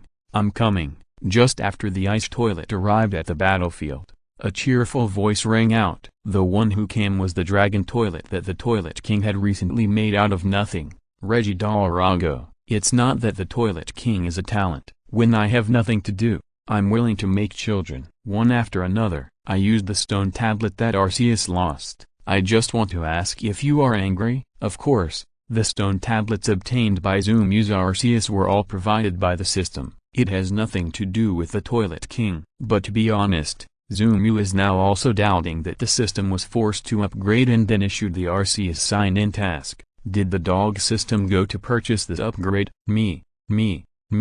I'm here too. The last one to arrive at the battlefield was the electric toilet, Regi Elchai. This guy is definitely a standard toilet, born with the appearance of a toilet. Zumu was also amazed. Wow, the craftsmanship of the Toilet King Regichik is indeed different from that of ordinary people. This skill of making toilets is absolutely top-notch. It's great. These 5 little toilets came here to fight. Zumu almost couldn't control his desire to squat. Auntie, what's up? Are you panicking? Looking at Zukinkin, who was stunned on the side, Zumu asked with a smile. Weren't you quite reckless just now? Why aren't you reckless now? Your Articuno is very powerful. It's nodding steel toilets. Why are you not moving now? Shaking his head and smiling bitterly, Zumu took a deep breath. It seems that this kind of mess can only be solved by me, a genius trainer. He walked forward a few steps and blocked Zukinkin behind him. Zumu looked at the 5 toilets and smiled. Are you going to fight? Regis Chilu, as the person in charge who summoned everyone over, responded. We are not fighting. I just want you to know that Mew is the cutest elf in the world. After that, Regis Chilu made a gesture, indicated to the brothers.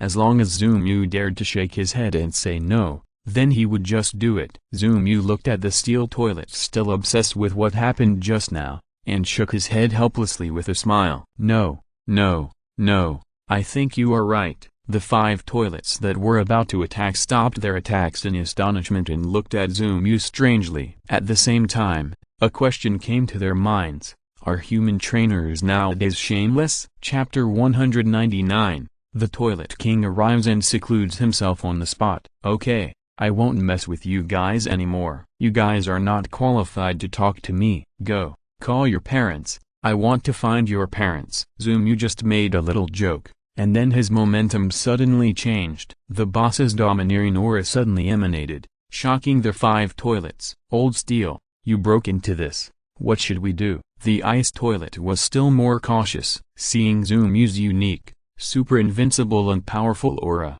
he immediately asked Regishilu beside him. Regishilu was also panicked. Am I hitting a wall? ? It's really possible. This kid's companion threw out an article. No, maybe this kid is really a big shot. Don't make a fuss, call the boss out. Regishilu, who was unsure about Zumu, thought about it and decided to listen to Zumu and call the boss out. With his steel head, he really couldn't think of any good ideas. Seeing that the steel toilet Regishiru was scared, the new electric toilet next to him was not happy. Fight. It's been a long time since we encountered such a thing. Why don't we fight when it's sent to our door? Similarly, the dragon toilet who likes to watch the fun also spoke up. I think we can fight. The brothers have all spoken, and Regilog can't hold it back. Although his stone head may not be much better than Regishiru's steel head, he should at least speak up to show that he is still there. No,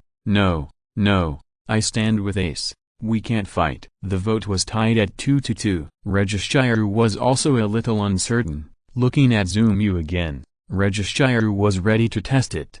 Even if he was scared, he couldn't be so quick, right? Destruction Death Ray. Without saying a word, Regishiru did what he wanted to do, and a Destruction Death Ray was instantly sent out, heading straight for Zumu.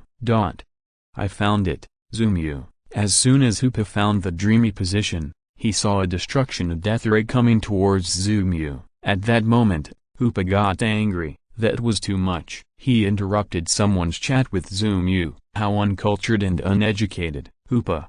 Wormhole in another dimension. Throwing the ring in his hand, that is, the Kaienkan circle, Hoopa did not use any attack skills, but just moved the Destruction and Death Ray to another world. Then he said indignantly, "Hey, I'm talking. What are you doing?" With an angry shout at Regishiru, Hoopa pouted his mouth, indicating that he was very unhappy. Zumu didn't say anything, but Regishiru was really panicked. What's going on? Where is my Destruction and Death Ray? Just by throwing out a circle, my Destruction and Death Ray is gone? Whoosh! Pop! Regishiru released a bunch of fireworks into the sky again, and decided, no hesitation, no delay. The top priority now is to find the boss as soon as possible and solve this matter. This human is too weird. The Destruction and Death Ray that just appeared was destroyed by this black-faced elf with a wave of his hand. It's simply too much to play with. One arrow through the clouds. Thousands of troops will come to meet, with a roar.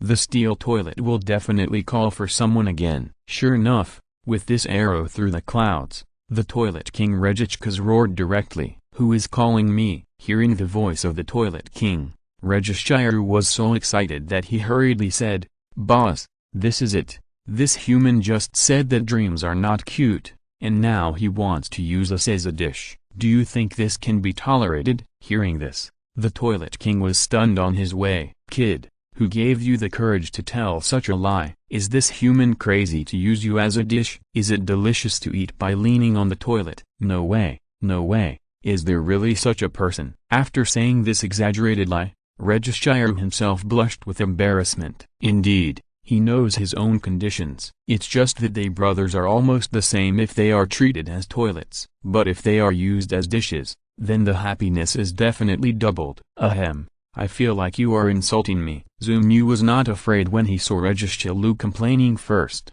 He just stood there calmly, waiting for the Toilet King to arrive. Not long after, the short-legged Toilet King finally arrived. "Human, what do you mean?" Looking at Zumu, the Toilet King looked down at him and said, "What do you mean?" Zumu saw that this guy seemed very arrogant, and immediately sneered. "Dragonite, come out and explain to this guy what copyright law is." Dragonite was released by Zumu. After looking around the surrounding environment, he slowly put on his glasses.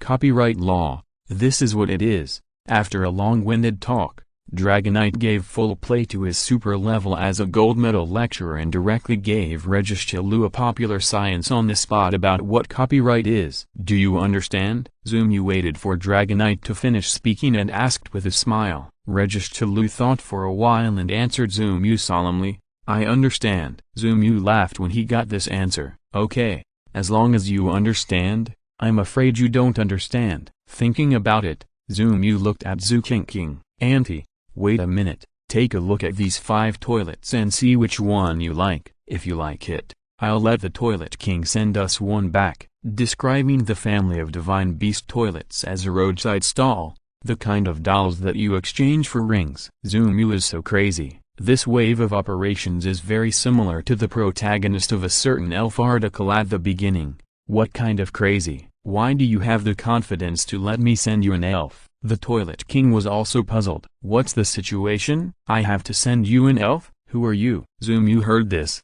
not anxious or impatient, just smiled faintly. You should understand the tort law I just taught you. The Toilet King didn't understand what Zumu meant, so he could only nod blankly. Yes, I heard about this tort law. What does it have to do with me? The Toilet King was actually very confused. What's going on? What's the origin of this human? Just listen. I'm afraid you won't listen. Zumu smiled evilly and released Arceus from the Pokeball. Looking at the stunned Toilet King, Zumu said proudly, didn't you just say that you understand the infringement law? Well, I'll tell you now. According to the law, you stole Arceus's slate and created new Pokémons. That's plagiarism.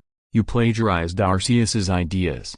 Chapter 200, Licking the Dog Toilet. Little dream. When he saw Arceus, the Toilet King was a fool. There was nothing to say, there was just a feeling in the dark. Is Arceus a god? It seemed that he was emitting a magical light all over his body. The Toilet King had touched many of Arceus's slabs, but now he suddenly met Arceus and felt a little uncomfortable. It was like you used a little sister's underwear to do something, but was discovered by her. That's the feeling. Zumu released Arceus, which directly grasped the lifeblood of the Toilet King. There was no fun. The Toilet King chose. Then I leave? Wait, I'm not here to fight. Seeing that the Toilet King was about to retreat, Zumu hurriedly left him. Oh? The little dot-like eyes stared at Zumu, and the Toilet King asked curiously, then you were here? Zumu said, I'm here to find Menguin. I came all the way here just to see Menguin. Let my Arceus meet Menguin, and maybe find out Arceus's life experience. Zumu's ability to make up lies is well known to everyone. As soon as he opened his mouth,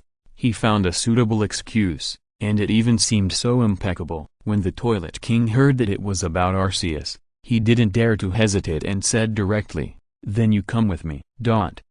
Go to the depths of the World Tree. Wonderful. This is the first time Zumu saw Menguin. The little guy was in the depths of the World Tree, playfully hiding behind his little house, secretly watching. Ding. Mission completed. Congratulations to the host. You can avoid the trouble of wearing women's clothes. The system's voice sounded, and Zumu's heart was immediately settled. Put down a big stone. Menguin, hello. He walked forward and greeted the little cutie. Zumu took Arceus and Hupa and said, this is Arceus.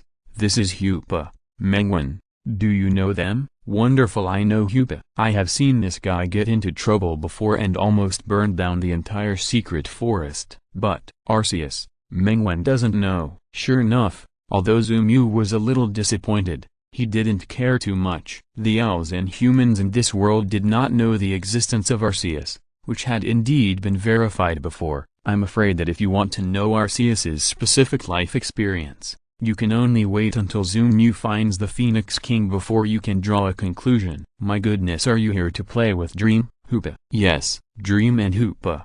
That's absolutely a perfect match. The two elves didn't need Zumu to help them. They just got along well. It wasn't until late at night that Zumu left the World Tree Secret Realm with a reluctant Hupa. At the transmission channel, Zumu took a look at the peaceful scenery of the World Tree Secret Realm and couldn't help but sigh. It's beautiful here. Zukinking on the side said at the right time. Yes, it's not destroyed. Zumu, are you polite? Auntie, Are you coming to tomorrow's game? Zumu has been eating and drinking at Zukinking's place for 3 days. Princess Zu is responsible for almost all the consumption in the past few days. Of course, it's the King Challenge period now, and there are almost no challengers in the gyms in various places. I'm free anyway. I must see my little Mew win the championship with my own eyes. Zukinking folded her 2 slender legs on the coffee table and stretched lazily. Her perfect figure. I can't bear to watch it anymore. Zumu absolutely can't stand watching it again.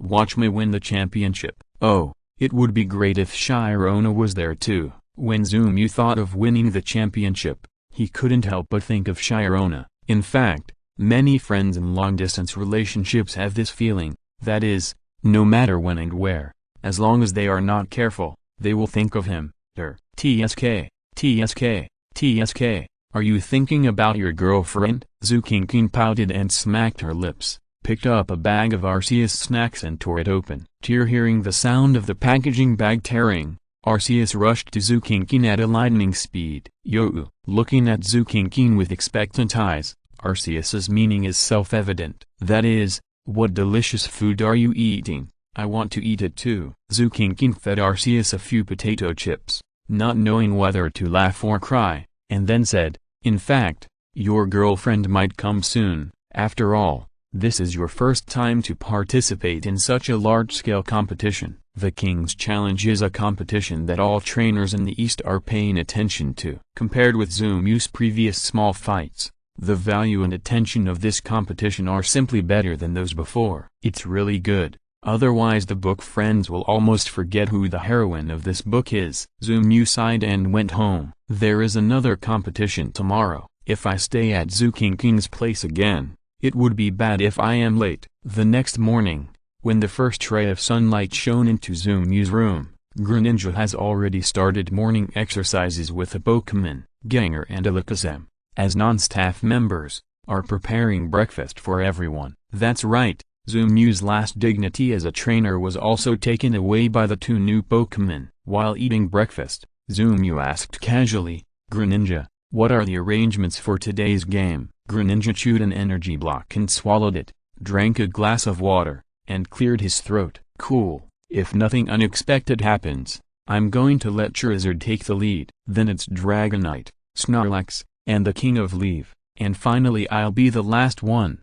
Greninja didn't arrange Arceus, Lugia, and Bulbasaur in the list of members for today's battle. This is enough to show that he attaches great importance to today's game. Dragonite and Greninja finished speaking, and added, yo, I checked today's opponent. It's a girl who is good at using water-type Pokémon. It's just that Charizard's water storage characteristics can give this girl an unexpected attack. Zumu smacked his lips and gradually became speechless. Good guy, you have arranged everything, and I, a trainer, can just lie down? I don't want to lie down after being reborn in a world where Pokémons come. By the way, Dragonite is now familiar with the word girl. The red player, Fengcheng Zumu. Oh, when the commentator introduced Zumu, there was a huge cheer. After the Huakeng incident, Zumu's explosion has become an inevitable fact. In this case, it is obviously unrealistic to suppress the enthusiasm of the audience. It can be said that most of the audience came today just to witness Zumu's style and see this new young hero of the human race. They came just for Zumu, the blue player, Huakeng Shuaikinking. The commentator waited for the audience's enthusiasm to fade before introducing Zumu's opponent, Huakeng. Zumu was stunned, looking at the opponent, a lively girl with blue hair and braids. The girl was also looking at Zumu, with a little admiration in her eyes. Seeing the admiration in the girl's eyes, Zumu took a deep breath and lowered his head sadly. Question: the opponent in the game is my fangirl. How should I play? Waiting online. It's quite urgent. End of this chapter. Thank you very much for reaching the end. Don't forget to like. Looking for more exclusive content and immediate access? Subscribe to our Patreon. Remember, every like, subscription, or donation encourages us to continue. Thanks to everyone. See you in the next video.